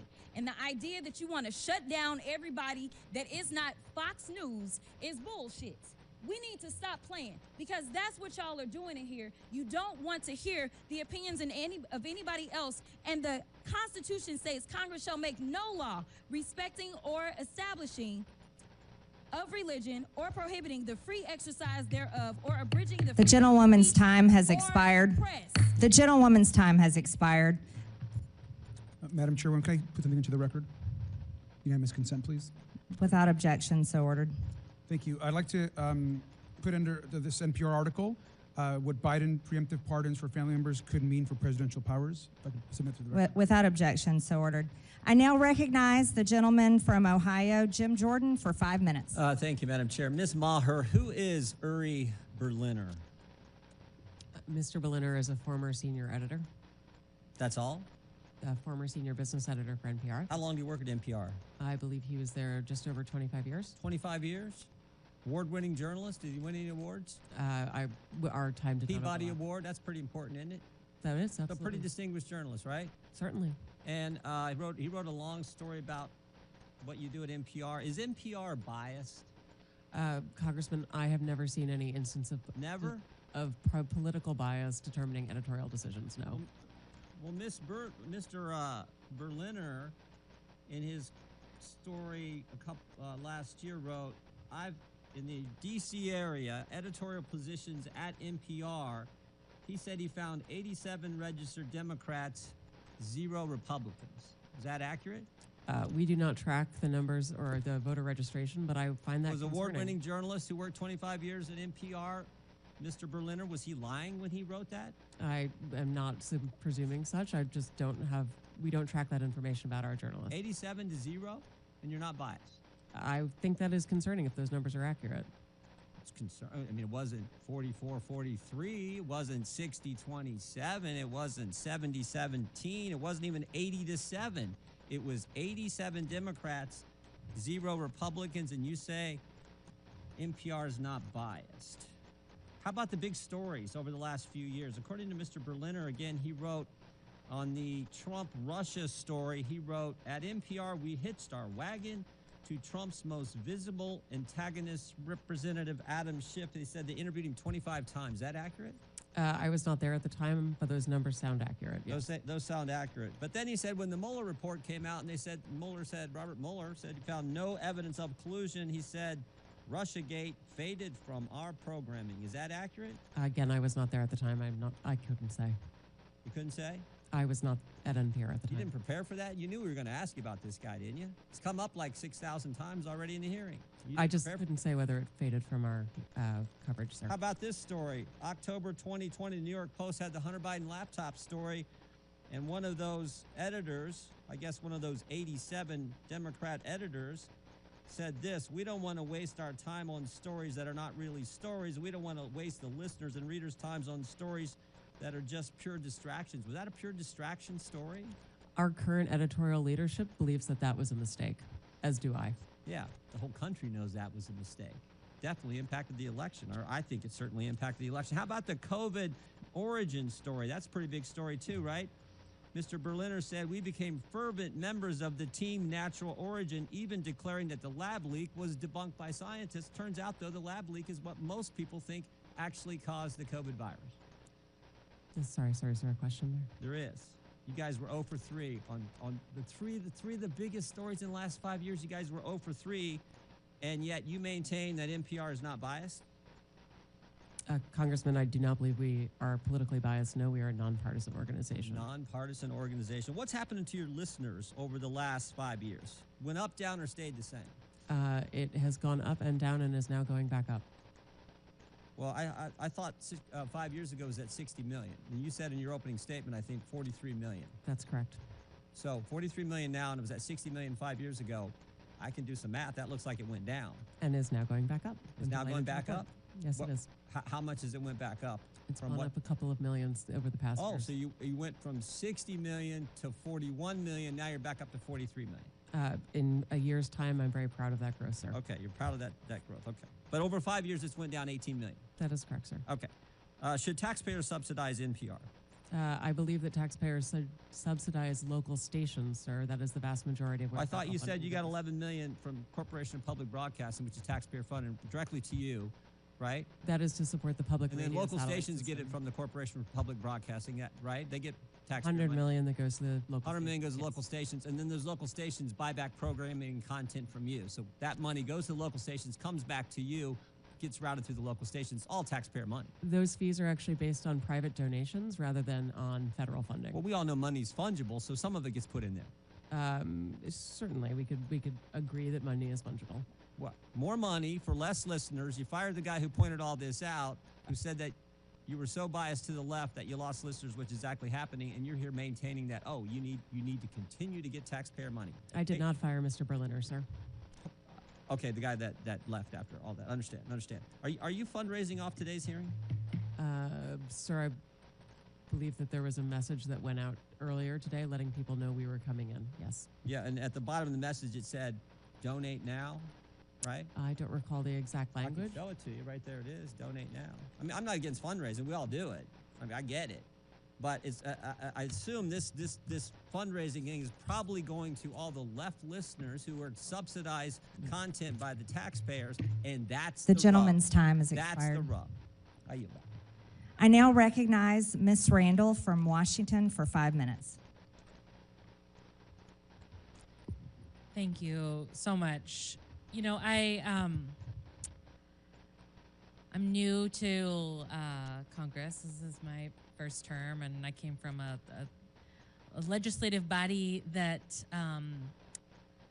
didn't have quite as heated debates in our committees, and we're generally fairly welcoming to our folks joining us to testify. So I want to say thank you to all of you for taking the time out of your schedule to come and share your experience with all of us and with the American people. I'm grateful for your time and for the work that you do in service of your communities and neighbors.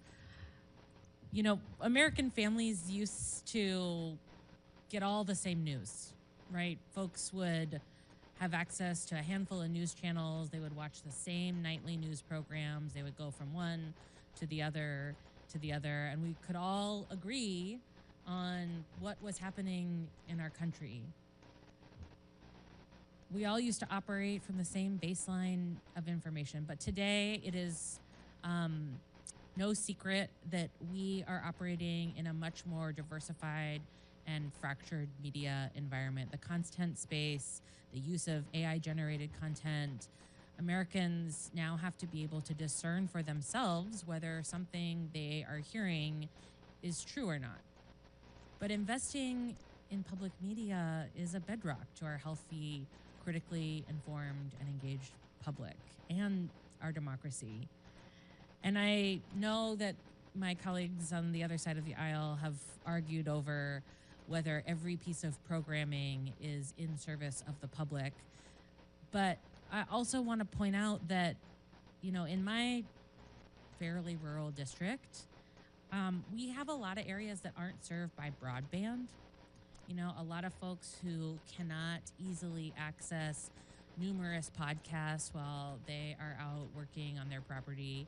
They, you know, have to maybe wait for something to download when they're at home, using maybe even a wired internet connection, right? Like I'm in a dead zone for about an hour and a half as I'm driving from one city to another in my community. But public radio is broadly accessible. And it's important for, you know, folks counting on the weather report, for kids who are, you know, in pre-kindergarten who are watching Elmo and learning to count and do math. It's important for the young people who, you know, were home during COVID and were able to continue learning with the help of public broadcasting. I think we have a lot of problems in this country, a lot of problems that we should be tackling for regular Americans who are struggling to afford to live, to afford housing, to afford health care, to be able to live the lives that they dream of for themselves and their children. I think we've got some national security concerns that have been talked about a lot in this committee. But I think talking about defunding public broadcasting and public media is an egregious misuse of our time here. Mr. Ullman, when we talk about cutting funds for the Corporation for Public Broadcasting, we're talking about those local small stations that rely on that money.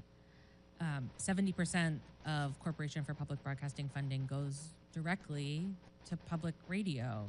I know you've worked in Tacoma in the past. I can attest to how rural some parts of Western Washington are. It's not all Tacoma. What role do public media stations like NPR and PBS play in supporting local stations?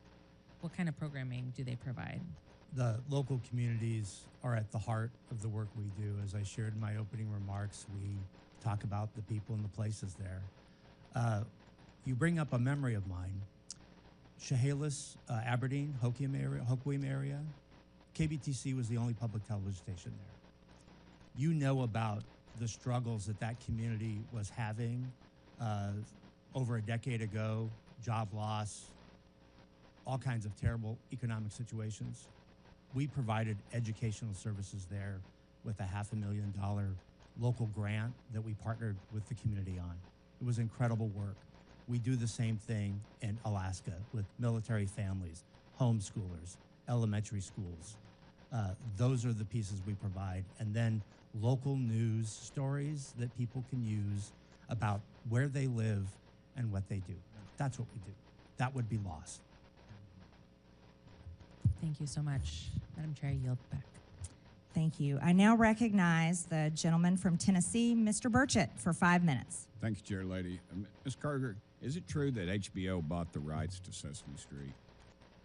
No, it did not. It developed, Sesame Street entered an arrangement with HBO for a number of years. And it was a paid arrangement, correct? Yes, which allowed us to get the series for free during the period of that time. How much money was transacted during? I don't know. Sesame Street is a private organization. It is separate from ours.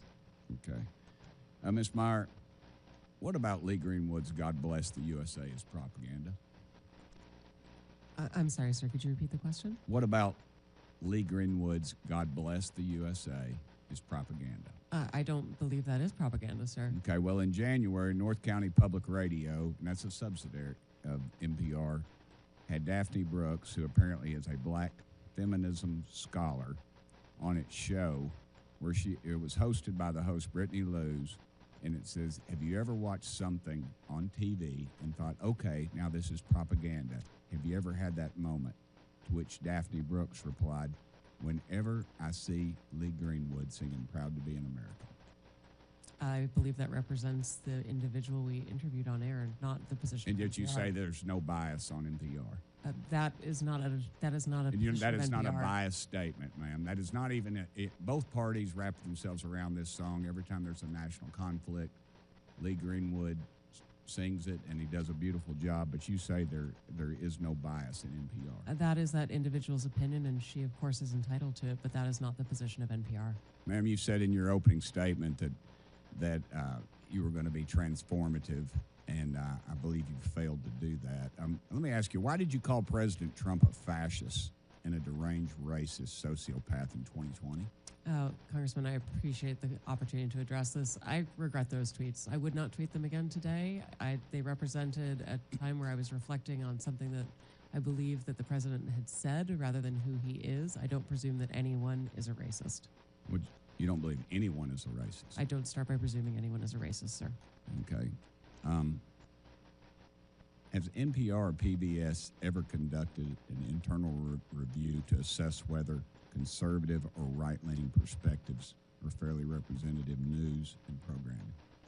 Congressman, what we look at is the distribution of people who listen to our work, and we can tell you, and I'm proud to tell you, that for our digital, our podcasts and our website, the distribution of Americans who come to NPR does reflect the political distribution of the nation. In fact, the distribution on our websites, 33% of folks who come are conservative versus 28% who are liberal, and the rest identify as independent. So the largest group is conservatives who come to NPR's websites. So you believe that most Americans think President Trump is a fascist and a deranged racist sociopath?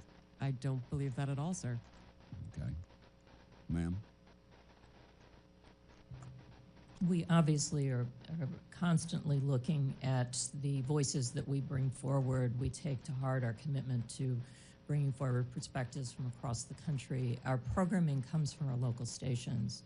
And I mentioned in my opening comment the series that we did out of Arkansas, Southern Storytellers. That's just one little example. 10% of our schedule is news. The rest of it is either children's programming or programming based on history to give us all a collective expression. And we're constantly looking to making sure that we're bringing forward a diversity of viewpoints and perspectives and experiences that really do make up the fabric of this country. Okay. NPR senior editor Leonard, it's been mentioned before, but he was quoted as saying an open-minded spirit no longer exists within NPR, and now, predictably, we don't have an audience that reflects America. Yet you stated that the audience does reflect America. He was suspended without pay for 5 days for saying this. And of course, he eventually resigned in April 2024. You've also stated that federal funding is essential for NPR to operate, but also claim only 1% of your funding comes from the federal government. Which is it? Mr. Berliner was suspended for the outside work policy, not for what he said, sir. In terms of federal funding, the federal funds go to support our operation of the public radio satellite system, which enables all of our local stations to be able to communicate information and broadcast, including... As stated earlier, ma'am, funding is very fungible. It flows wherever it needs to. I don't buy that argument. We do have I a wonder separate if any of the balance sheet members for of that, the committee would comment real quickly. Would you agree that Real America's Voice, Newsmax, Fox, or News Nation, if they were to see federal funds, would you all support that? Yes or no? Mr. Ullman? Yes or no? I'd have to get back to you on that. Ma'am? I actually don't have an opinion about that. Ma'am? I don't have an opinion about that, sir. That would be Congress's decision. Thank you, Chair Lady. Thank you. I now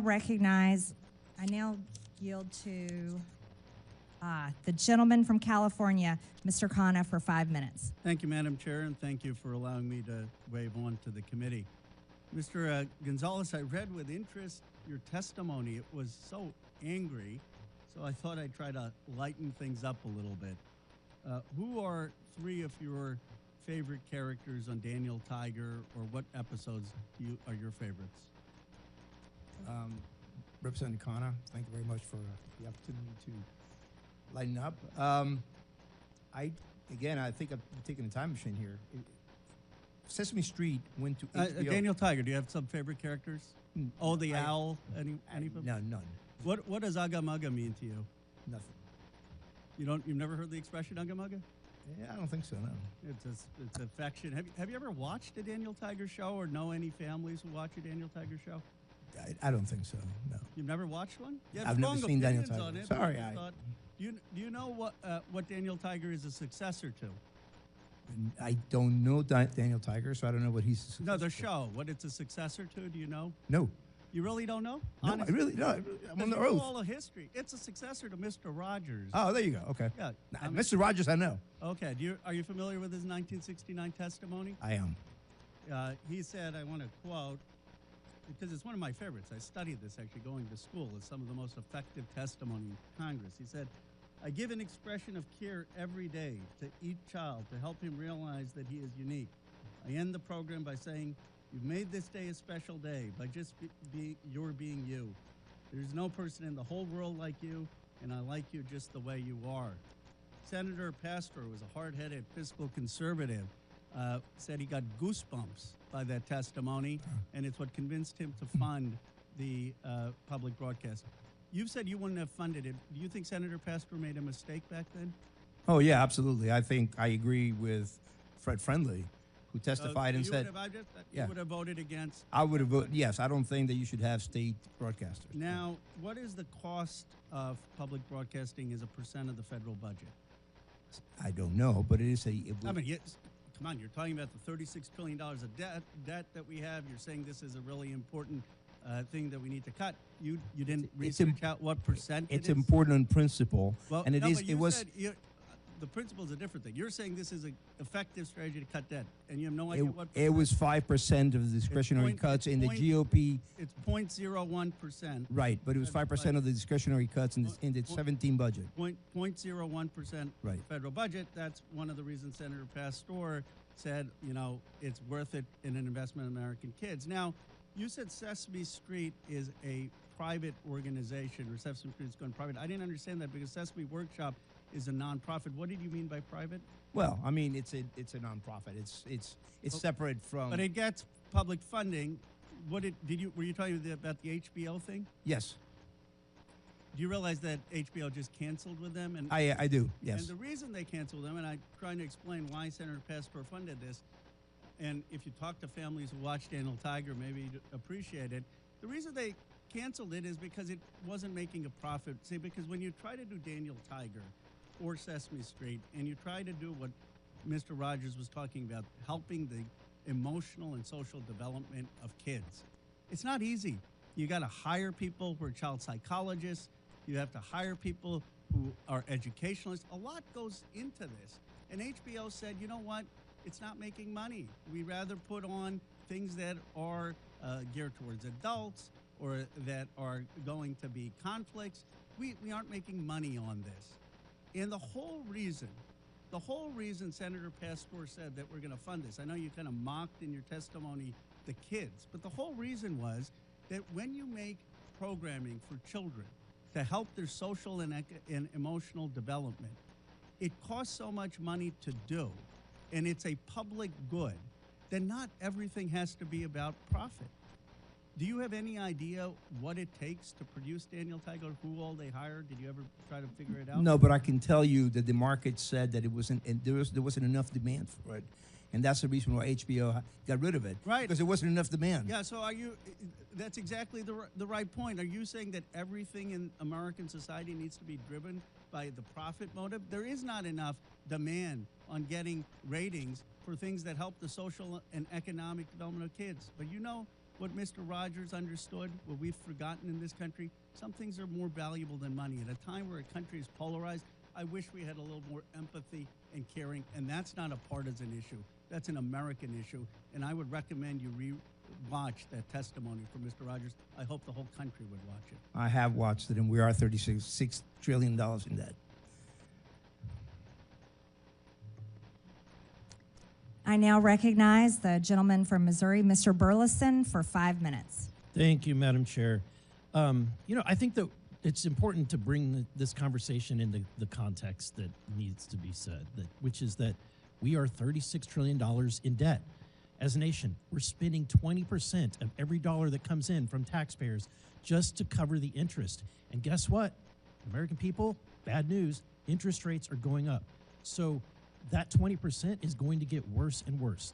We had Ray Dalio come in and tell Congress that we are entering potentially dark territory. There's a number of red flags. We're at the worst level of debt. We're at a worse level of debt than we were after we left the World War II, okay? We're at that level of debt, and we didn't just fight a war. We're facing potential wars and conflicts. We're at that level of debt, and we didn't just emerge from a recession or a depression. If that happens today, you'll see the dollar no longer be the world reserve currency, and we will be in serious trouble. And so that is the context that we're in. Look, if there was all the money in the world, it's fine to throw money around, but we don't have all the money in the world. And the question that we have at hand today is it appropriate to spend taxpayer dollars on things that may not be necessary anymore? And so my question, Mr. Gonzalez, at one point in time, there was state-sponsored speech directly. It was the form of town criers, correct? So government used to fund people to go out in the street and deliver the news of the day vocally at street corners, correct? Okay, why don't we do that today? Well, I think it's because we have better ways of delivering the news. I mean, I think you get my point. Like today, at one point in time, there was very limited access to news, and there was an appropriate time where potentially we needed to have state-sponsored news. But is that the way? Do we need that today? No, we do not. And may I quote Thomas Jefferson on this very point, since you bring this up? He said, "To compel a man to furnish contributions of money for the propagation of opinions which he disbelieves and abhors is sinful and tyrannical." This is what I base my opposition to public funding for media. Yeah, and that's why I think that given this context, like let's be real. It was said that we're attacking free speech. This is state-sponsored speech, and the very reason why we have these witnesses before us today isn't because they're totally being funded or completely being funded. We're not bringing in Disney Channel in here, right? We're not bringing in the National Geographic, right, for their content. The reason why we're having this conversation is because we are funding you, and because we're funding you, the taxpayers get to have an opportunity to ask, why are we funding some of this content that they might disagree with? Right? Yeah, no, that's completely right. In fact, I think that PBS and NPR, but especially PBS, will thrive on the membership model. They keep saying it's such a small percentage. Well, if it's the public funding, if it's such a small percentage, then no problem. Yeah. So, Ms. Maher, I'm going to ask a very difficult question, but if you're in my shoes and you have to face the fact, can we fund Social Security or do we spend money on NPR? Which would you choose? Congressman, I would argue that if you had to pick, if you were forced to make a decision, there wasn't enough money to go around, Social Security or NPR? We know how important public media is to our nation's seniors, sir. More important than Social Security. I think the American people disagree. I think that Ms. Kerger, let me ask this. Would it be more appropriate to fund PBS or to fund veterans' health care? If given limited resources, which is where we're at. I recognize the limited resources, and I feel that both are important for this country. I think what the American people want to know is when they're sending money, their taxpayer dollars, and they're funding things like Independent Lens. And look, I like some of the content on your stations. I love Nova. But you know what? Nova competes with National Geographic and Nature. Why are we funding something that competes with these private sector entities? I like Sesame Street, but I also know that it's competing directly with Handy Manny, Doc McStuffins, and Little Einsteins, right? Those exist, and we're not funding them. They're not here having to defend their content. But because we are funding it, I'm going to ask you, why are we funding an episodes of Real Lens, Independent Lens, about an episode called Real Boy, a trans teen navigates adolescent sobriety and physical emotional ramifications? That's what the American people want to know. Social Security. We're out of time, but our witnesses can answer the questions. Thank you, Madam Chair. That was a documentary that was produced for adults as part of our primetime audience, and it was part of a point of view that we share to try to help people understand the wide breadth of experiences of people across the country. Thank you, Madam Chair. I now recognize the gentlewoman from the District of Columbia, Ms. Norton, for 5 minutes. Thank you, Madam Chair. I would like to thank the witnesses for being here today. I am a strong supporter of public broadcasting, and I am a regular listener and watcher of the public broadcasting stations here in D.C. Public broadcasting is a public good.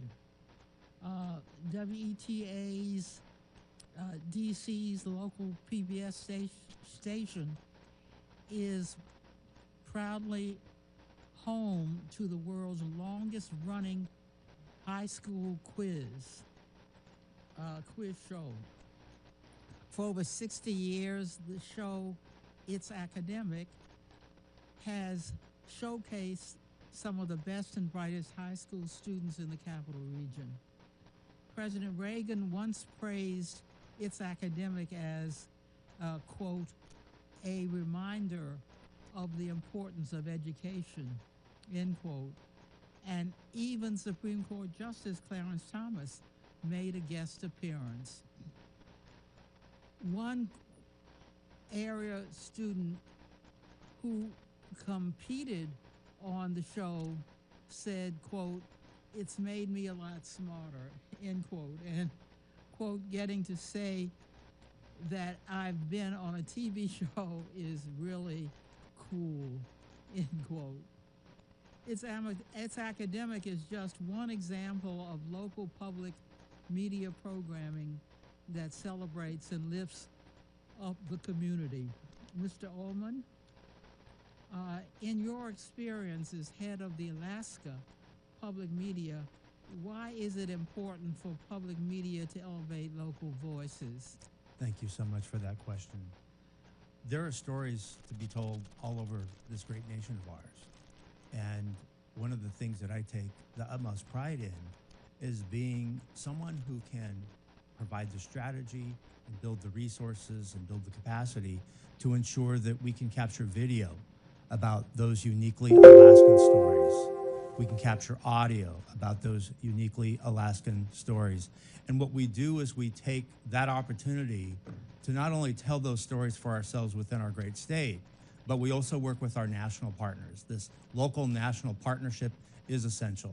Without PBS, without NPR, you wouldn't hear stories, news stories, public affairs stories, community stories from Alaska. You wouldn't see them on the PBS NewsHour. This is vital. It's vital for Alaskans to know that they're connected to their nation and that what we do in Alaska matters to our nation. Thank you again for that question. Ms. Kerger, I would love to hear your bigger picture taker on this. If PBS stations are suddenly taken off the air, what would be lost to communities across the country?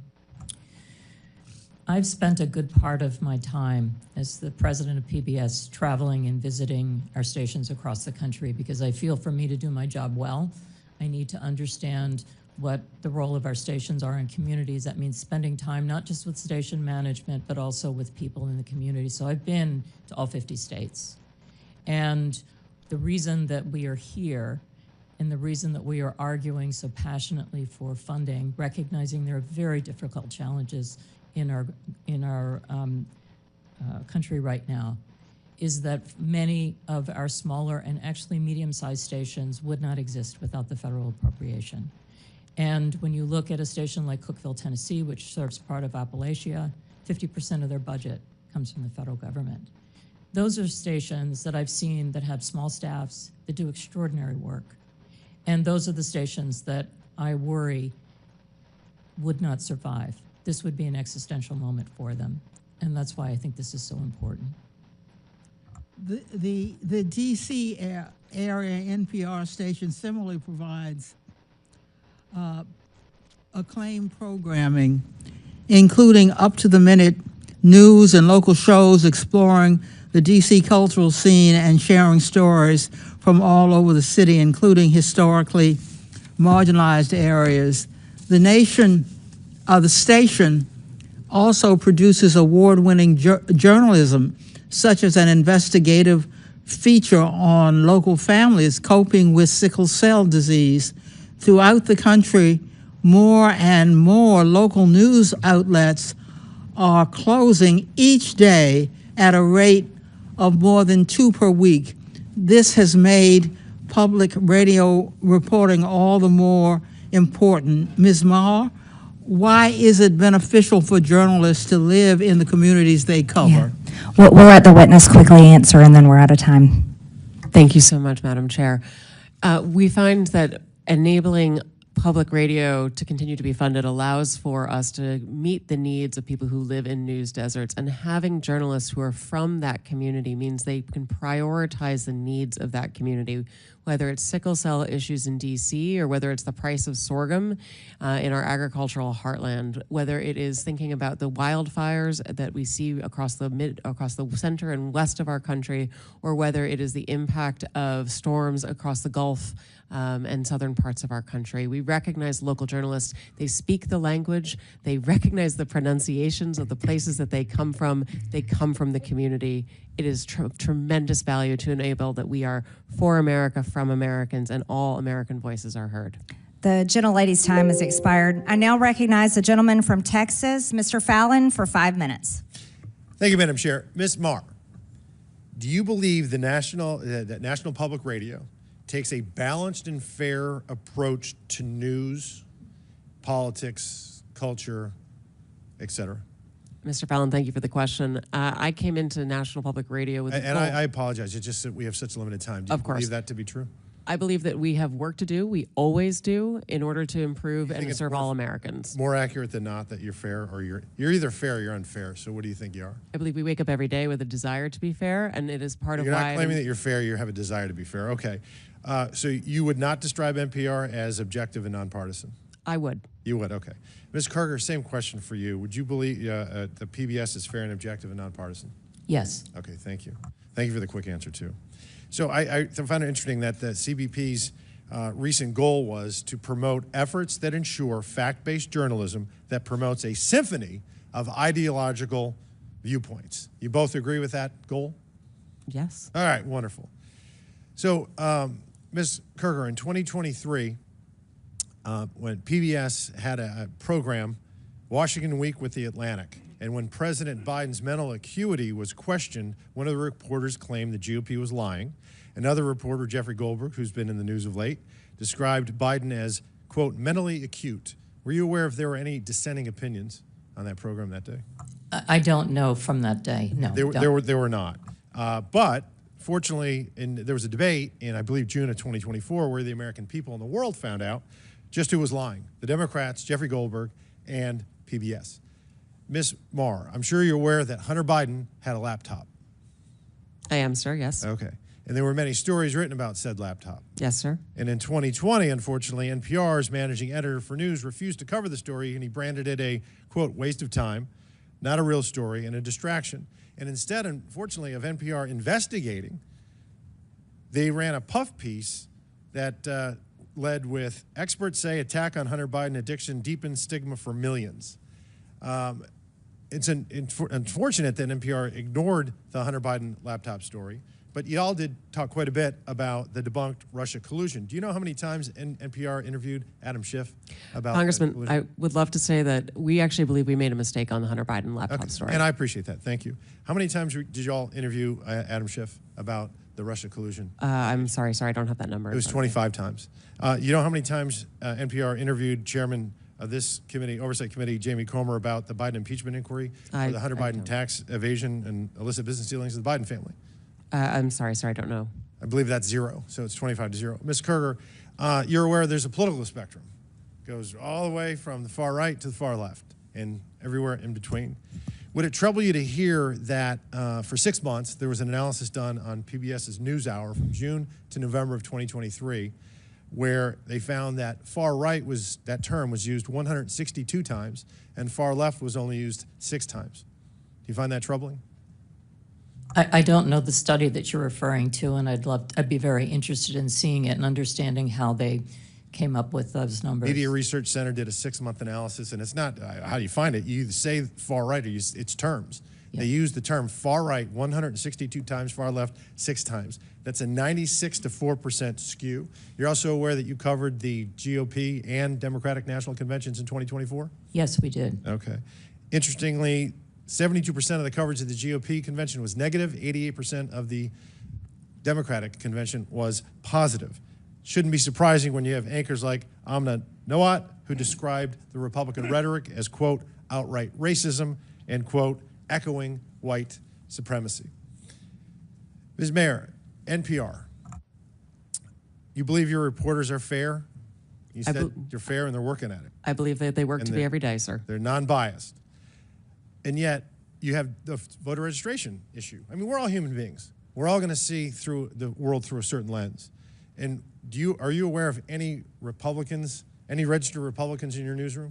I couldn't say registered, but I know we have conservatives in our newsroom, yes. Okay, so the recent registration, when it was looked at, 87 Democrats and 0 Republicans registered. I found that very concerning, Yeah, sir. I would. Not even 40 to 30 or 50 to 20, 87 to 0. But it shouldn't be surprising when their own CEO says things like, I'm so done with late-stage capitalism, or calls the President of the United States a deranged racist sociopath, or that America's addicted to white supremacy.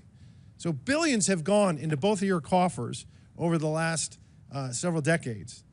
And I understand why Democrats on this committee are going to viciously and vehemently defend you all, because you become a propaganda wing of the Democratic Party. 67% of your viewers and listeners identify as Democrat, with only 12% conservative, and you become a sandbox for leftist propagandists to frolic on taxpayer dime and no more. And when you said in the beginning you're going to promote a symphony of ideological viewpoints, yeah, you do. If you're left-leaning, left, far left, or remarkably Marxist, I yield back. Thank you. Thank you, Mr. Fallon. I now recognize a gentleman from Texas, Mr. Gill. Thank you, Chairwoman Green, and I apologize, I'm getting over a cold, so I'm losing my voice here. Ms. Maher, I want to start with you. Just generally, would you say you generally agree or disagree with the following statement? The history of all hitherto existing society is the history of class struggles? I would not say I agree with that, sir. You're not. That's good to hear. It's interesting because a lot of your thinking, as expressed by your public statements, is deeply infused with economic and cultural Marxism. Do you believe that America is addicted to white supremacy? I believe that I tweeted that, and as I've said earlier, I believe much of my thinking has evolved over the last half-decade. It has evolved. Why did you tweet that? I don't recall the exact context, sir, so I wouldn't be able to say. Okay. Do you believe that America believes in black plunder and white democracy? I don't believe that, sir. You tweeted that in reference to a book you were reading at the time, apparently, The Case for Reparations. I don't think I've ever read that book, sir. You tweeted about it. You said you took a day off to fully read The Case for Reparations. You put that on Twitter in January of 2020. Apologies, I don't recall that I did. Okay. I'd no doubt that your tweet there is correct, but I don't recall that. Okay. Do you believe that white people inherently feel superior to other races? I do not. You don't? You tweeted something to that effect. You said, I grew up feeling superior. How white of me. Why did you tweet that?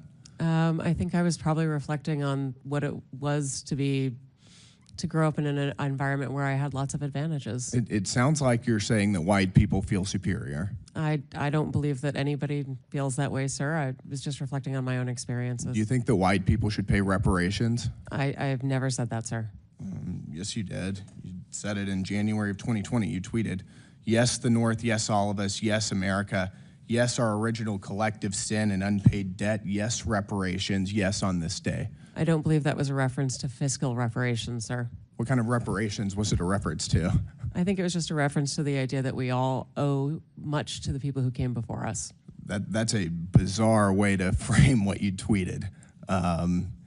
Okay. How much reparations have you personally paid?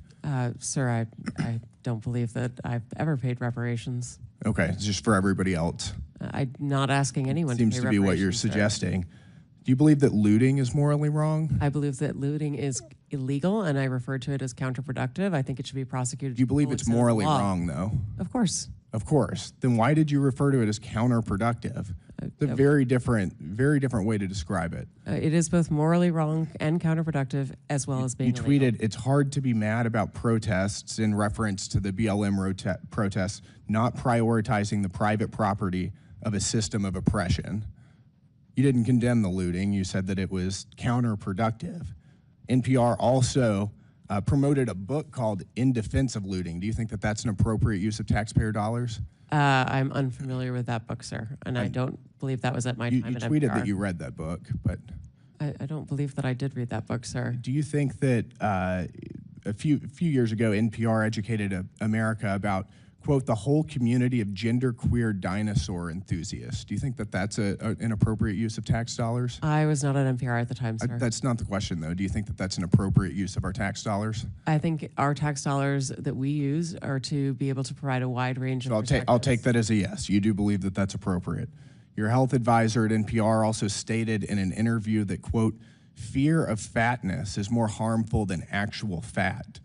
Would you like to explain how fear of fatness is more harmful than actual fat? That's an editorial at NPR. I am not familiar with the editorial, and I don't believe that was published during my time here. It's called Diet Culture is Everywhere. Here's how to fight it. Do you think that that's an appropriate use of taxpayer dollars? I think any reporting on health is an appropriate use of taxpayer dollars, yes. And you think that editorializing that fat is not unhealthy is appropriate? I don't know what that article is, sir, and I'm not familiar with it, so I couldn't say. Fake news. Do you think that basic accommodations like doorways or seat belts represent, quote, latent fat phobia? I don't have an opinion. It's on that, also sir. from NPR. Do you think civility is racist? No, sir.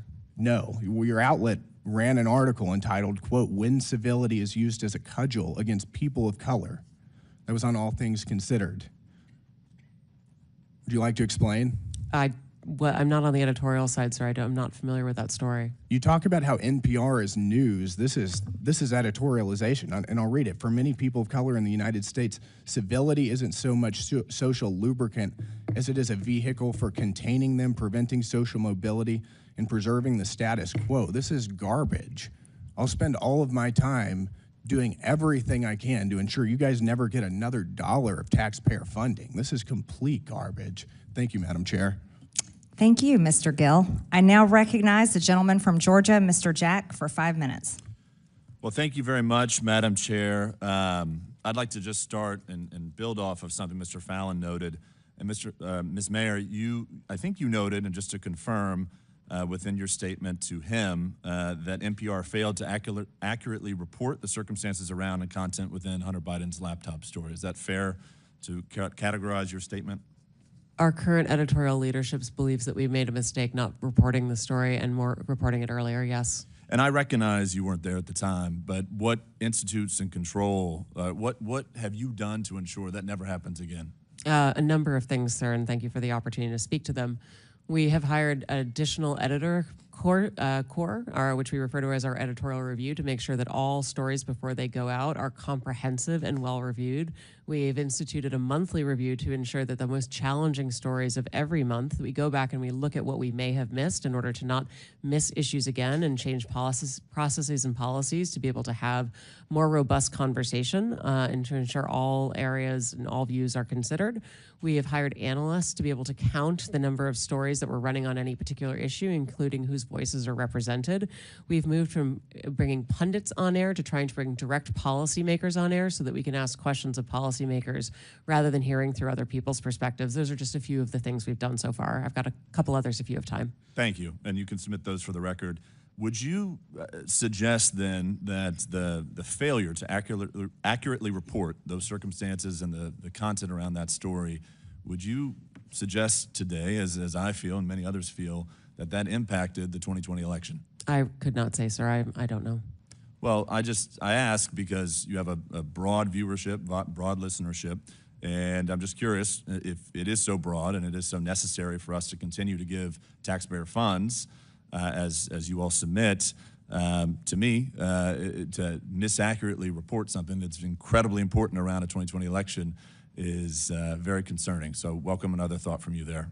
I believe that we made a mistake, as I said, and I believe that we have taken that to heart and are focused on how do we report and report effectively and in a timely fashion on all the issues that matter to all Americans. I hear your concern, sir, and I want you to know that we are truly working on this. I'd like to spend the rest of my time talking about funding, and I know that some of my colleagues talked about it a little bit today, but could you walk us through the amount of money that NPR receives from CPB annually? Yes, sure, sir. We receive $11.2 million this past year, the majority of which goes to the public radio satellite system, which we operate on behalf of the entire public radio network.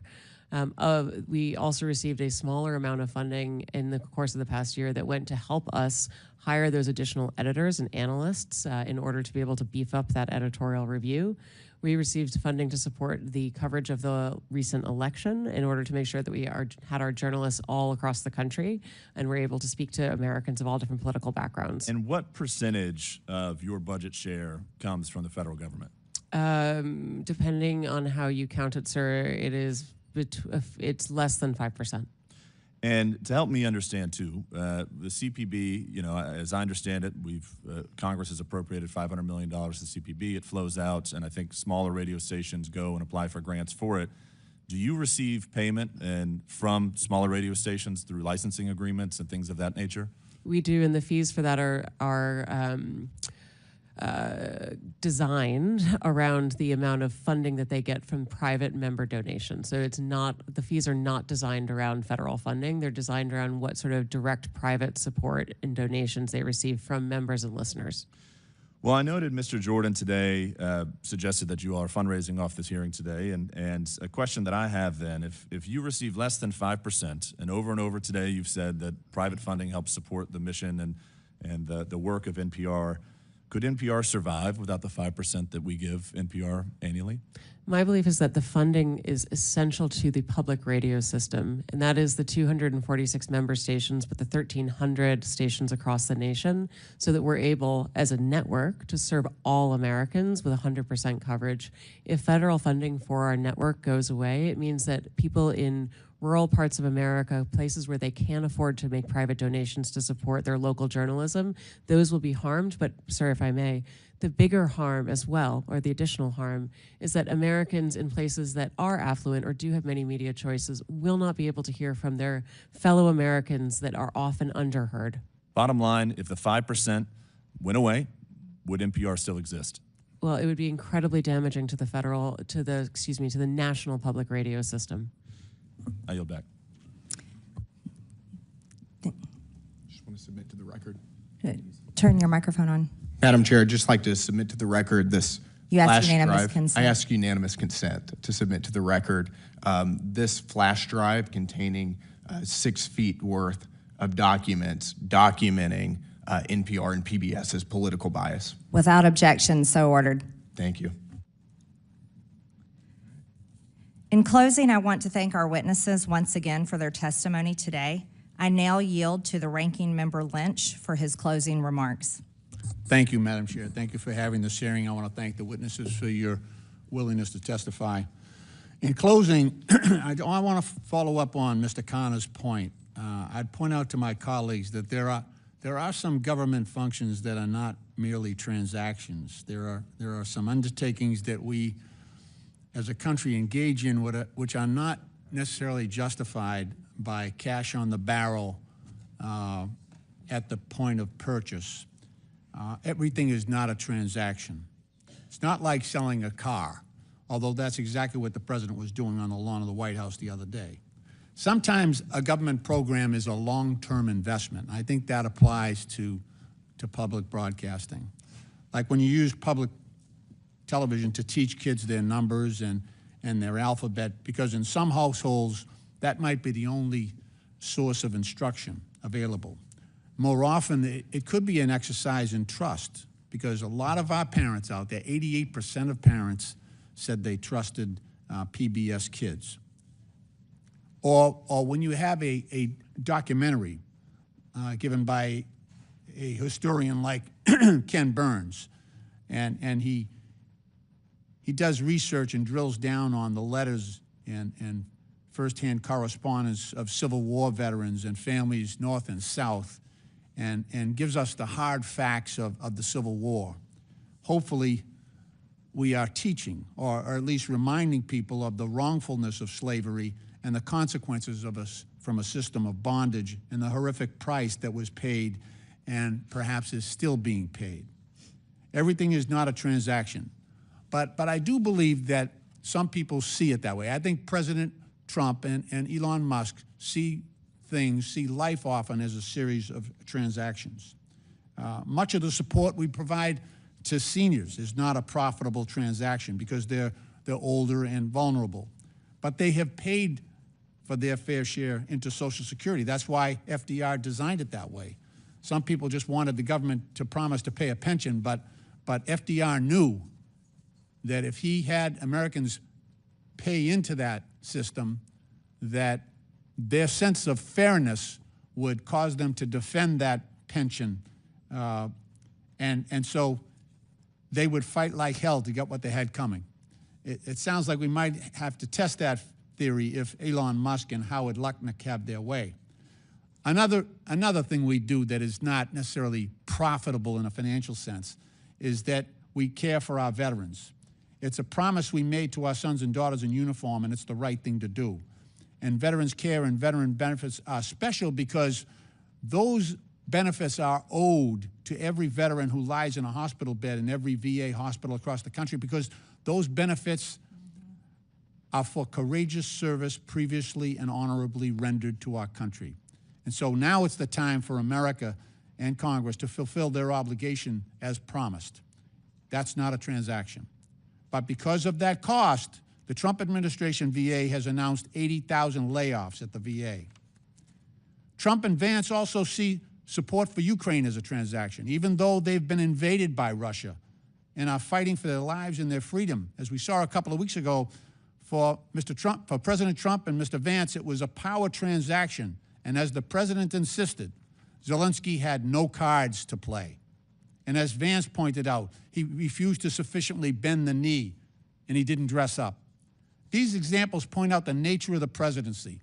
Throughout our history, the president has never been viewed as the huckster-in-chief. Instead, our most successful presidents have occupied a position of what could be seen as moral leadership, which might cause some to conclude that America is bankrupt right now. But I have hope in the genius of our Constitution, that the checks and balances of our government framework might once again compensate for that shortcoming in the White House.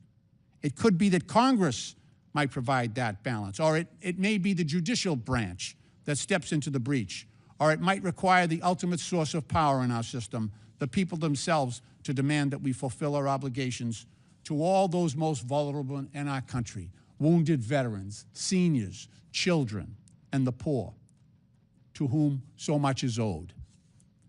Madam Chair, I appreciate the opportunity here to address this issue.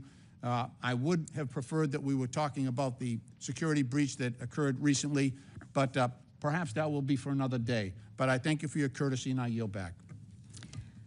I now recognize myself for closing remarks.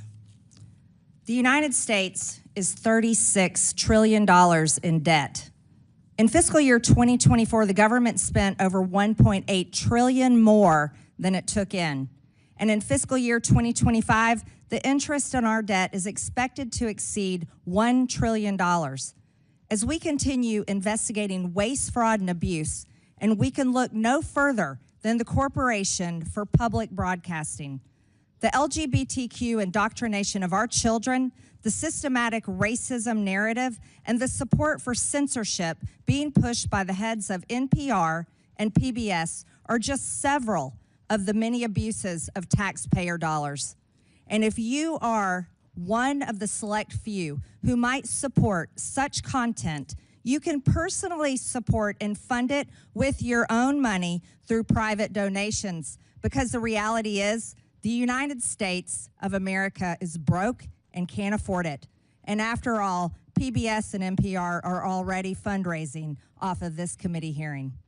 The American people are closely following along today in this long-awaited hearing to hear the case for why Americans' hard-earned tax dollars should continue for public broadcasting. I think from what we have heard here today, the American people will not continue to allow such propaganda to be funded through the federal government with their hard-earned tax dollars. The Corporation for Public Broadcasting that we give over $500 million to no longer serves the public. It serves a narrow audience of wealthy, liberal elites who are out of touch with everyday Americans.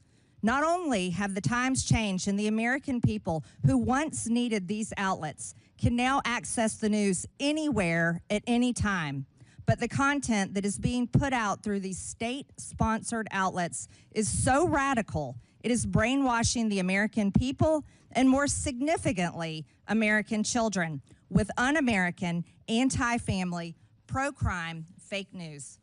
The American people do not support their taxpayer dollars going to NPR articles like, "How is sex determined? Scientists say it's complicated," which discusses how biological sex is not limited to male or female.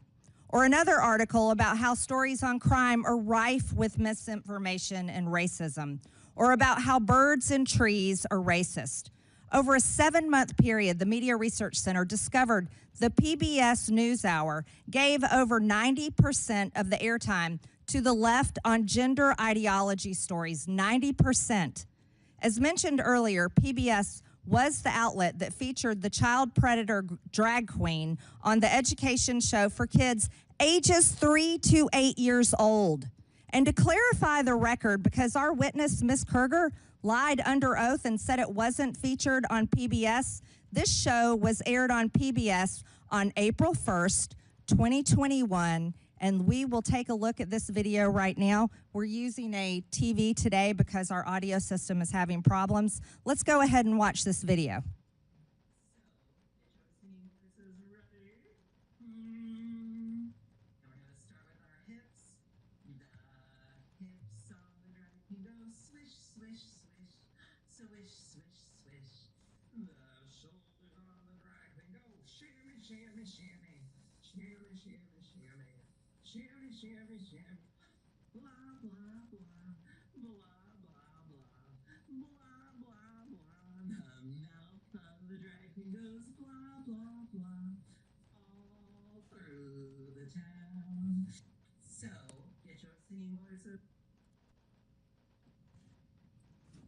The hips go swish, swish, swish. The shoulders go shimmy, shimmy, shimmy. That's repulsive. That's not what children ages 3 to 8 should ever be watching. A grown biological man posing as a woman. And by the way, Ms. Kerger, that was aired on April 1st, 2021. And then something happened. It wasn't an accident. And it wasn't just for a brief time that it was up. It was aired April 1st, and then somehow it expired May 24th. Later on, it was taken down. I wonder why. Wonder why that was taken down. Another egregious example includes back in 2010, PBS's Travis Smiley stated that Christians blow up people every single day. Haven't seen that ever happen in my life.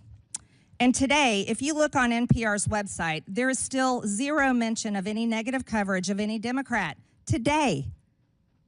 And trust us, there are more than plenty of examples to pull from. How about a member from this committee making fun of the governor of Texas for having a disability and living his life in a wheelchair, Ms. Maher?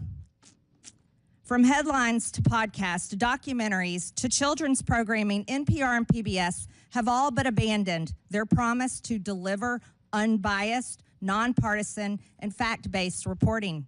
The American people have woken up to this nonsense and blatant disregard for truth, and truth matters.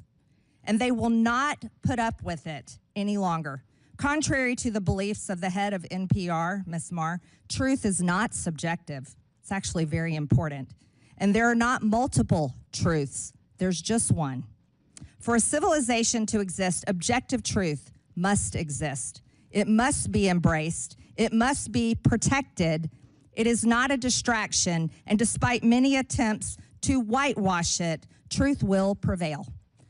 The Corporation for Public Broadcasting is using taxpayer dollars to actively suppress the truth, suppress diverse viewpoints, and produce some of the most outlandish, ludicrous content. After listening to what we've heard today, we will be calling for the complete and total defund and dismantling of the Corporation for Public Broadcasting. Here's how it works in America every single day, private businesses operate on their own without government funding. We believe that you all can hate us on your own dime. With that and without objection, all members have 5 legislative days within which to submit materials and additional written questions for witnesses, which will be forwarded to the witnesses. If there is no further business without objection, the subcommittee stands adjourned.